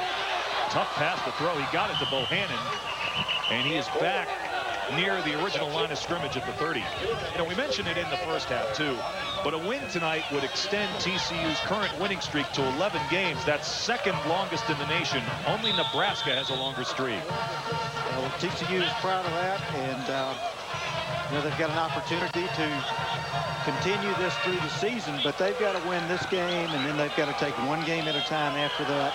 That's the way Franchione has approached it, and that's what they've got to do. And if you're wondering, the longest winning streak in the history of TCU is 14 straight between 1937 and 1938.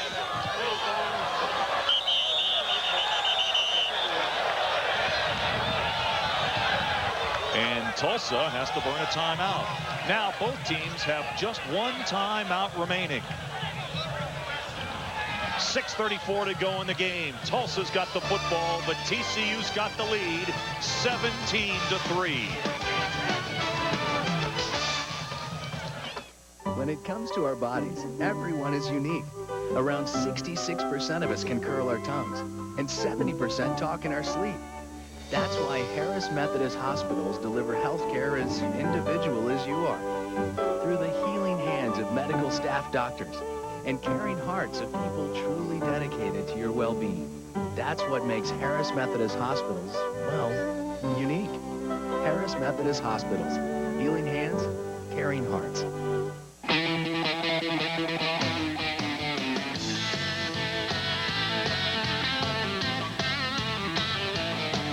When we get together, there's a thing we do in the heart of Texas, and it's always true. Like a little light, like the friends we make. When it's real, you can feel what you just can't fake. With a cold Miller Lite calling out to you.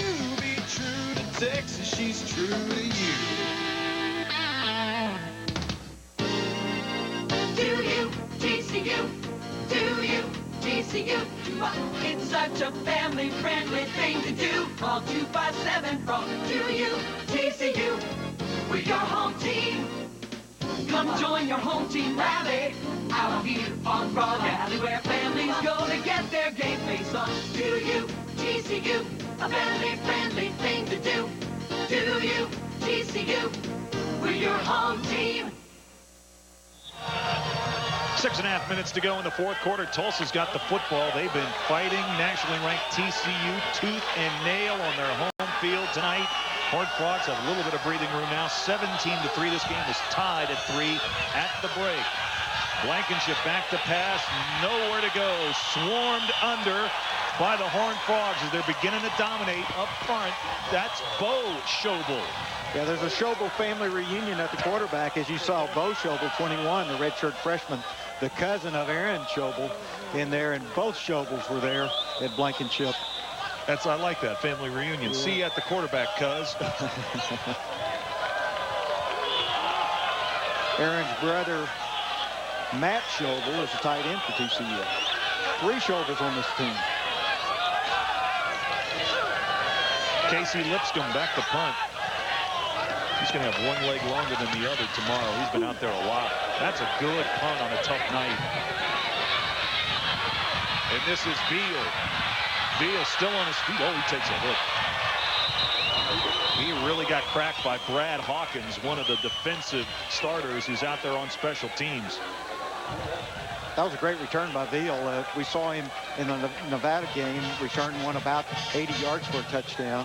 And here he is taking this one back about 20 yards. Speaking of the kicking game, Dave, as we came into this, we talked about Scholes and his return and Tulsa being the #1 punt return team in the nation. And so far, they've had 1 punt return for a -6 yards. Wow.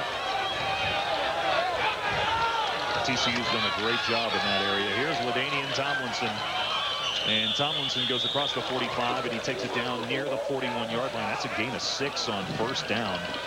And, you know, we were talking a little bit before about the end of this game and trying to impress the pollsters. I mean, if TCU puts another touchdown on the board here and wraps it up 24-3, I don't think the majority of the writers around the country who vote in the major polls will have any idea how close this game really was or how hard fought it really was. Well, it's been a battle. Tulsa's done a great job. TCU's done a great job of gaining their composure and coming back. And you got to praise the TCU defense, which has really kept them in the game all night long. Andrew Hayes-Stoker in to replace Tomlinson. LT's out of there for the moment. Andrew Hayes-Stoker. Probably, you talk about a guy who's unknown. How about the guy who plays behind LaDainian Tomlinson? An interesting fact about Hayes-Stoker is he came to Tulsa on football scholarship, played here his freshman year, wanted to come back. He's from Arlington, wanted to come back to the Metroplex, came back to TCU, and is now the backup for LT. You know, it's funny, both of these teams are filled with players who consider both schools. Printers nowhere to go. Good defensive play. It was Robinson that got in there. Well, again, on third down, Tulsa shuts TCU down, and they're facing a 4th and 3, and the Frogs needed to score. It looks like they're going to be going for it here on 4th down as LT is coming in, and what a great job, again, Keith Burns has done and his whole staff. 0 for 10 tonight on third down for TCU. You need a 4th down pickup?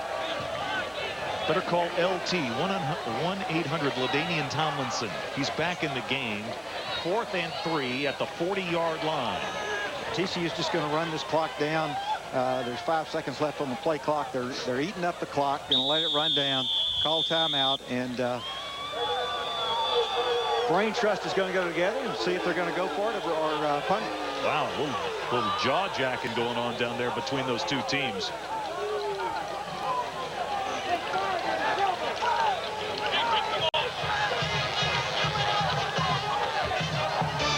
TCU football is brought to you by your Texas Ford dealers, the #1 selling car and truck in Texas.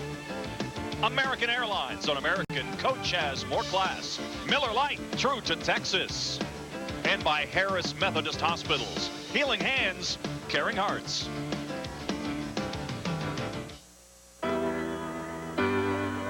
What will I be like a year from now? How much will I grow? How strong will I be in 5 years? In 10 years? Where does my future start?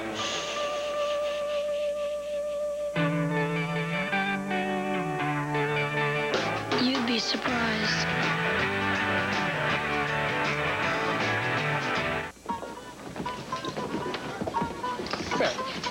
Get out of here.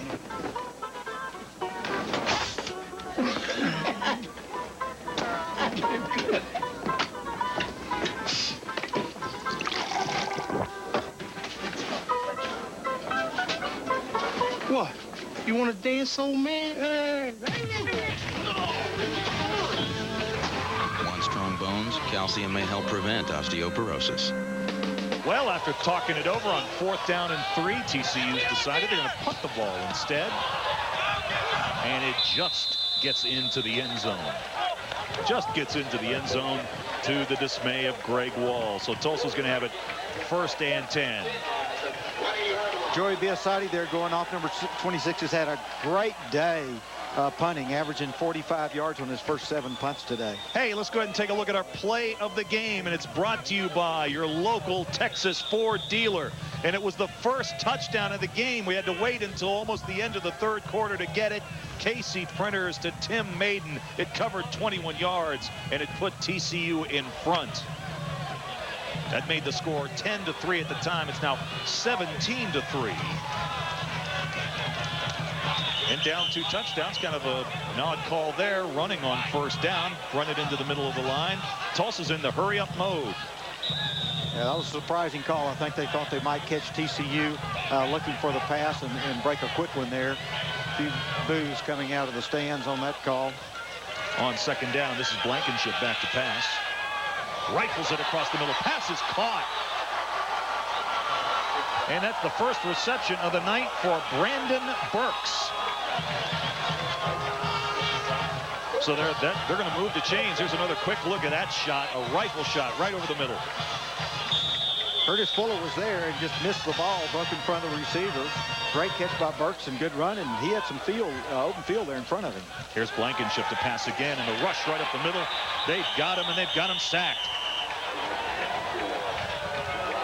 Shannon Brazil coming on the linebacker blitz just right up the middle.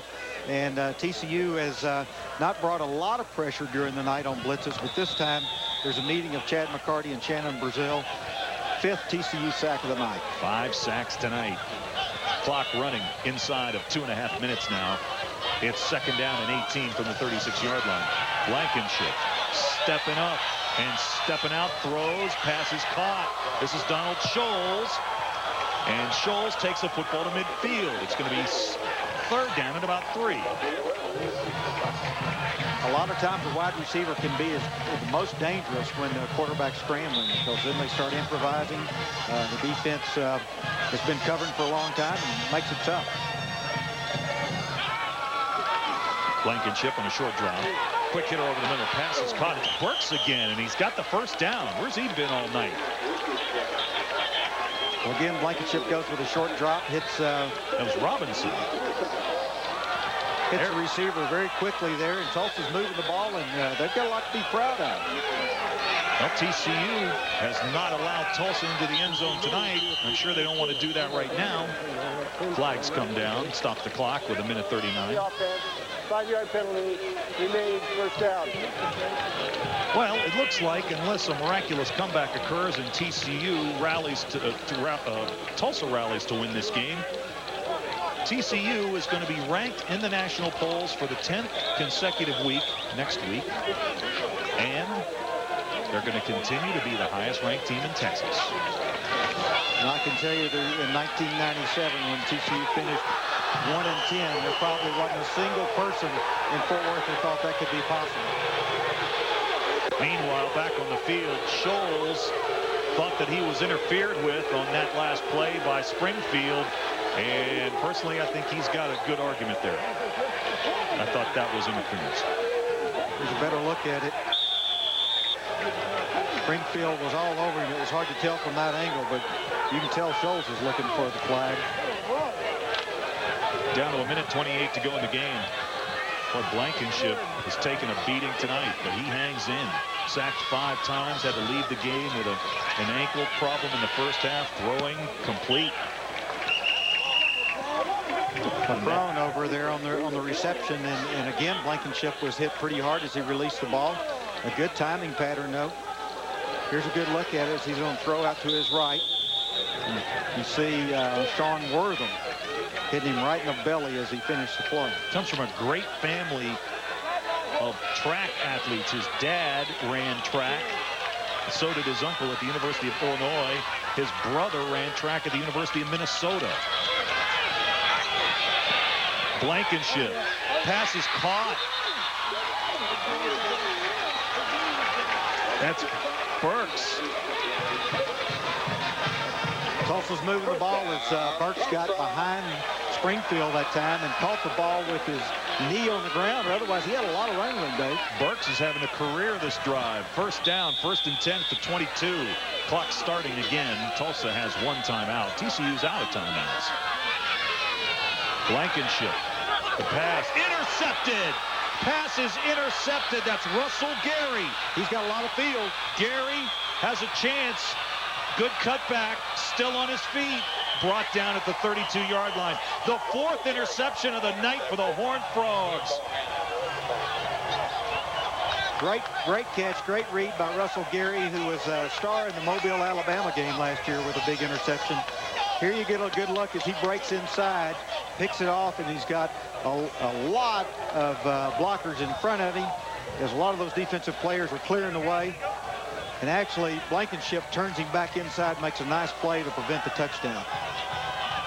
Big play by Russell Gary, and anytime you talk about Russell Gary, you got to be thinking about that interception he had last year in the Mobile, Alabama Bowl that he took back to the house for a touchdown against East Carolina.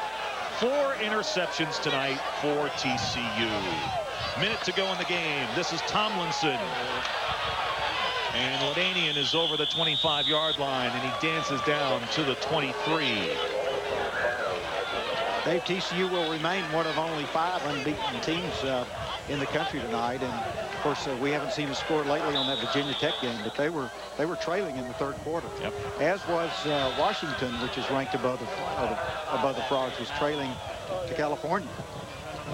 That would really be an upset if Cal could take out Washington. Half a minute to go in the game. TCU will have to snap the ball one more time. Coach Fran is about to go 4-0 following off weeks. That's George Lane. And Lane will take it down to the 15-yard line. This wasn't what we expected at the beginning of the game. We did expect a TCU win, but not in the same fashion. But you've really got to hand it to Coach Burns and what he has accomplished with this Tulsa team. There you see Coach Franchione, who has just won. This is his 200th game of his coaching career. Won over 67% of his games. And I'm sure he's happy. He's always said, I just want to score one more point than the other team. Well, it's all over in Tulsa. Dennis Franchione and his TCU Horned Frogs win over the Golden Hurricane 17-3. For Harold Muckleroy and Hal J., I'm Dave Weekley saying so long.